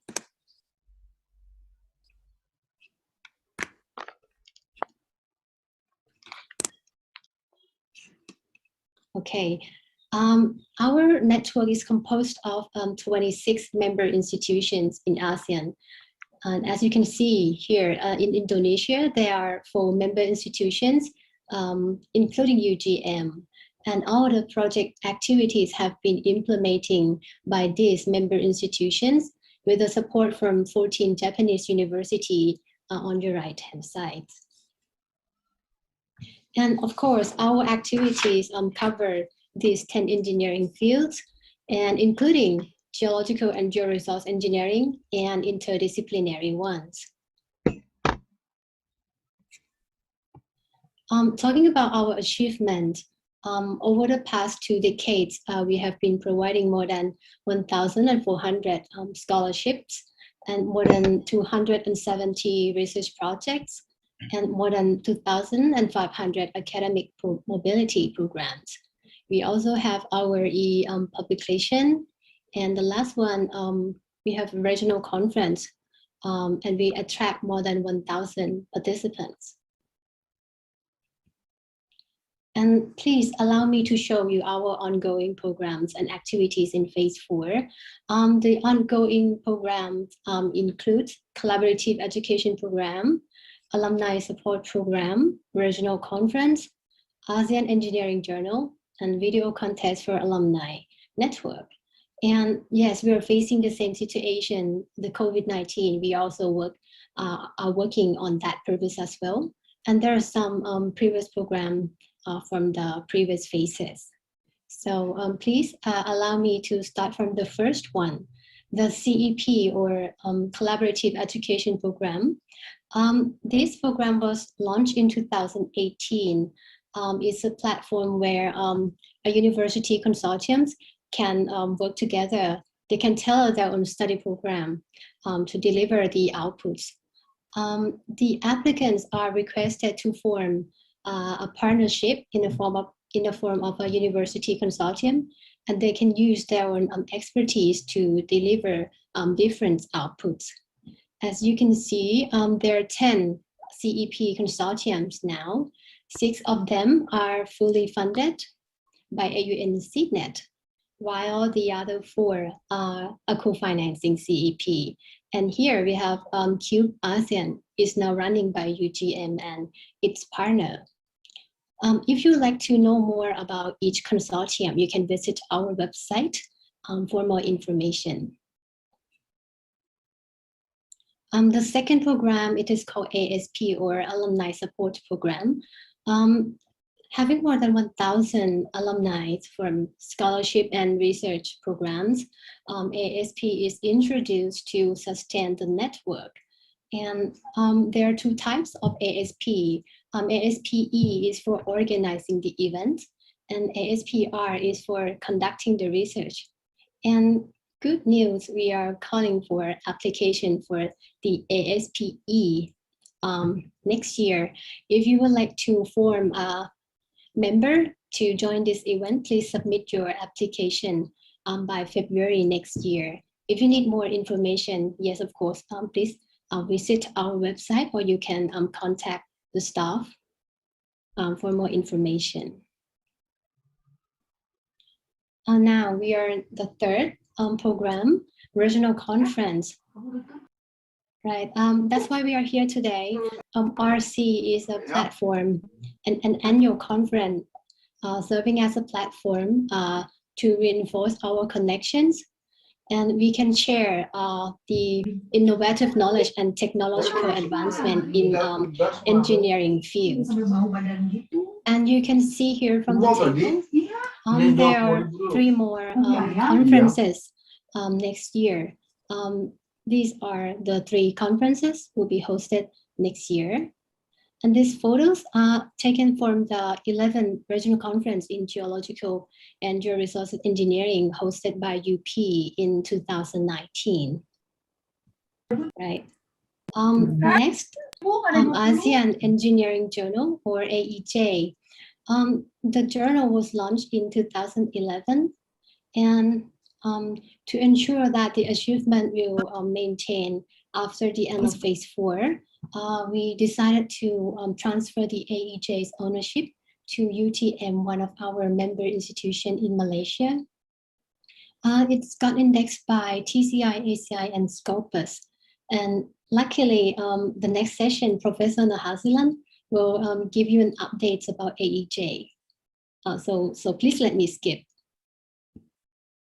Right, the 5th program it is a video contest for alumni network, or VCAN. This is the youngest program, but quite popular.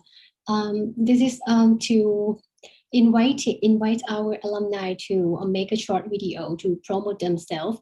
And of course, the key is to connect with each other.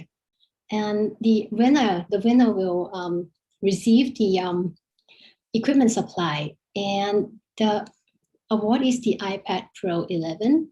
And we will call for applications soon. Please stay tuned. And if you'd like to see some nice video made from our alumni, please visit our website.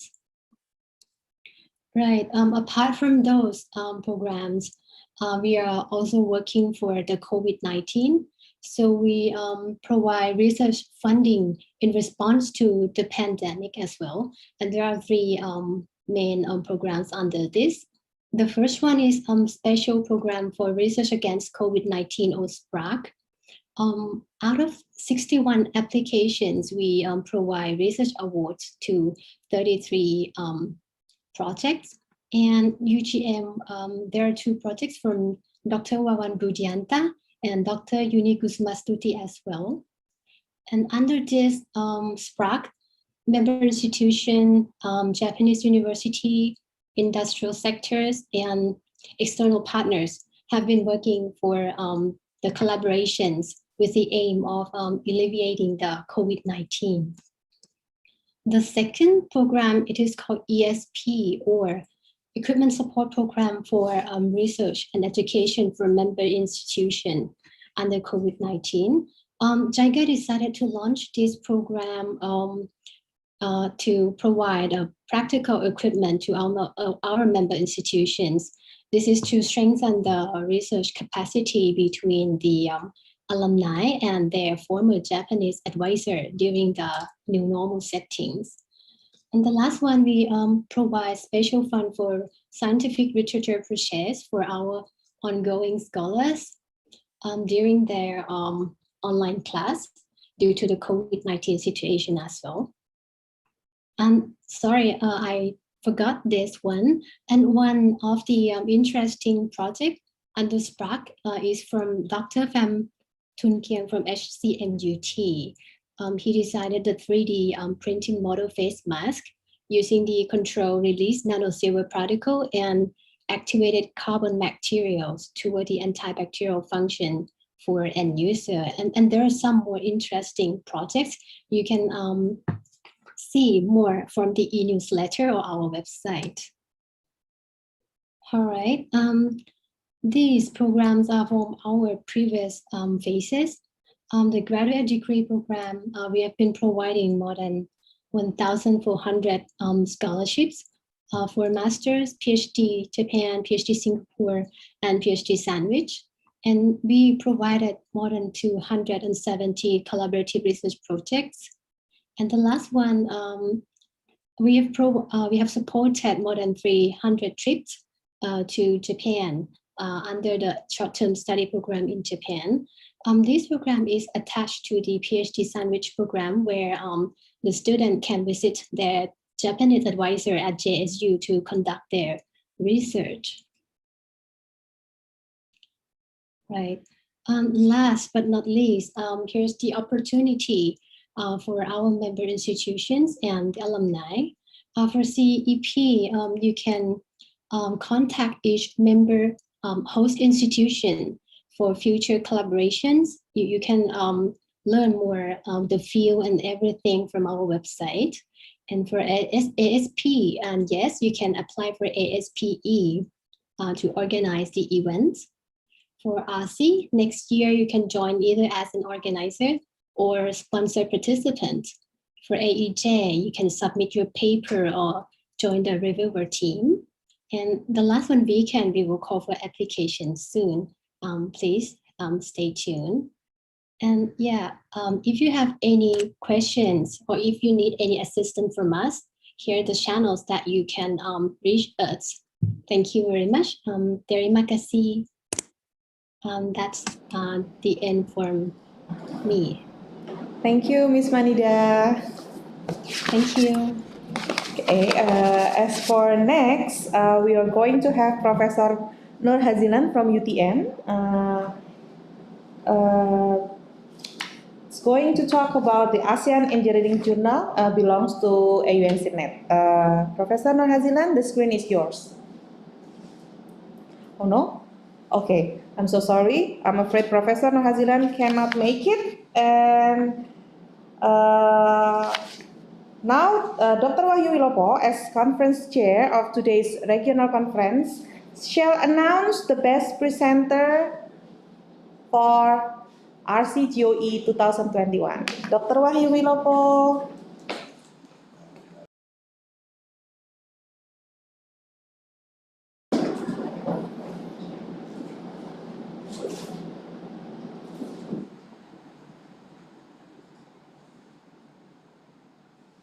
Okay, thank you. Good afternoon, all the participants.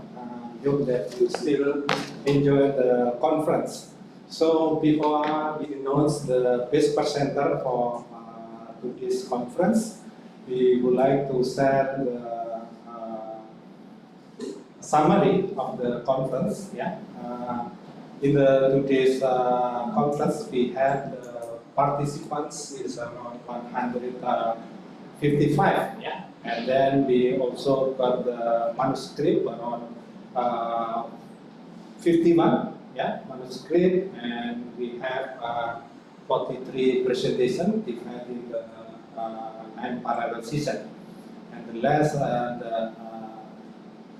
another is for the poster session. For the participant is coming from 9 countries, yeah, from various academic institutions. And also we have the government agency, yeah, company from Indonesia, yeah, Japan, Malaysia, Thailand, Philippines, and also Cambodia, Laos, Vietnam, and Myanmar. And this is a summary of the submission of the manuscript is mostly dominated by Indonesia. This is around 33%, and then the remaining is from Thailand, Vietnam, Malaysia, Cambodia, Philippines, Japan, Laos, and we have also participants from Taiwan and Myanmar. And then number of submission by topic, yeah, is dominated from environmental sciences and also petrology and volcanology, and then we have hydrogeology and water resources, mineral resources exploration, and then soil and rock mechanics, yeah. And then another element is the conventional, non-conventional energy, disaster management and mitigation, and then remote sensing and GIS, natural hazard, and then geology, sedimentology, and stratigraphy, and geothermal energy. And then we announce also from all the manuscript from the author, yeah, we will apply for the double review for the process that we still conducted in the next month, mostly maybe probably in 2 months. So all the manuscript that meet the requirement will be published in the IELTS proceeding series of environmental sciences. So we hope that the review process is estimated to be finishes in March, yeah. So please be careful, yeah, to follow the guideline and process. Then probably next month we will send the result from the reviewer to revise all the manuscript. And then for the next is for the student awards, yeah, best presenter, yeah, by the based on the content, delivery, slide management, and time management. So we have first, second, and then the third nomination. Yeah. For the third best presenter, we have 2 presenters, yeah, because they have the same score. The first is from Hendra Santoso, yeah, with the title Evaluation of the Slope Stability with the approach of predicting the volume of landslide and material using the 2-dimensional limit equilibrium method. And then the second, third best presenter is the Taurum Data Metriana. Yeah, with the title of the presentation is the parameter test on the time migration with the kickoff method on the 2D synthetic data with dipping event and is vector structural change. And then the second best presenter is the Fahrizal Patriaman with the title presenter of the application of stone column method for liquidation mitigation in Palu Bay area after 2018 Palu earthquake. And then finally the best presenter, yeah, this is Pauline Sankan, yeah, with the title presentation engineering geology characteristic in the development of the urban area in the landslide susceptible zone, yeah, in steep slope, yeah, landscape at Gunung Kidul Regency South East part of Yogyakarta, Indonesia. And then on behalf of the committee, we would like to thanks for the all keynote speaker, yeah, in the first day and second day, and also all the chair session and moderator, and also all the participants for attending the 13th regional conference in geological and georesistance engineering. We also would like to thanks to the Faculty of Engineering and also Department of Geological Engineering or the staff for supporting this activity. And special thanks for the JK Management Program that supporting for us, yeah, for regional conference, yeah. And also the last not the least is all the committee, yeah, special to Dr. Resti, yeah, Mbak Wita, Mas Eko and team, yeah, and also our student, yeah, and also Mbak Wita. Thank you very much for supporting this conference, yeah, and this conference is very successful.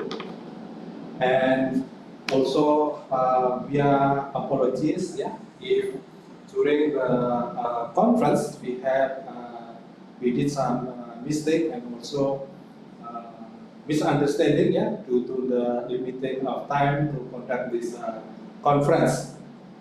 Again, thank you very much and enjoy, and then see you in the next 14th regional conference, yeah, in geological and georesources engineering. We hope that COVID-19 will be ended soon, and then we can do the meeting directly. Thank you very much. I will return to the Baisa. Thank you. Okay. Thank you, Dr. Wahyu Wilopo. Congratulations once again to all RC-GEOE 2021 for all achievers, and we are looking forward to your active participations in the future. Are we going to have a photo shoot again? Or not? Photo? No, it's okay. Okay, ladies and gentlemen, it has been a great 2 days accompanying you during the RC-GEOE this year. I hope the events gives you a lot of information, new research insights from not only our honorable speakers, but also from all presenters and discussions. The pandemic COVID-19 gives us opportunity to seek, research, investigate further from various angles as to how we could preserve, pass down our resources, as the inheritance we have today is not merely from our predecessor, but it also belongs to our future generation. And it is our job to safeguard and sustain together to our collaboration. Thank you to all speakers, presenters, and all participants. Thank you to Dr. Ali Awaludin, and especially for JICA IUNCnet for the continued support. On behalf of organizing committee, I am Icha. I'm looking forward to seeing you next time. Have a good day. Bye-bye. Thank you. Thank you. Bye. Thank you. Thank you very much. Thank you. Terima kasih semuanya. Thank you everyone. Very much. What is Pak Wayan? Atau Terima si Pak kasih. Wayan? Oh,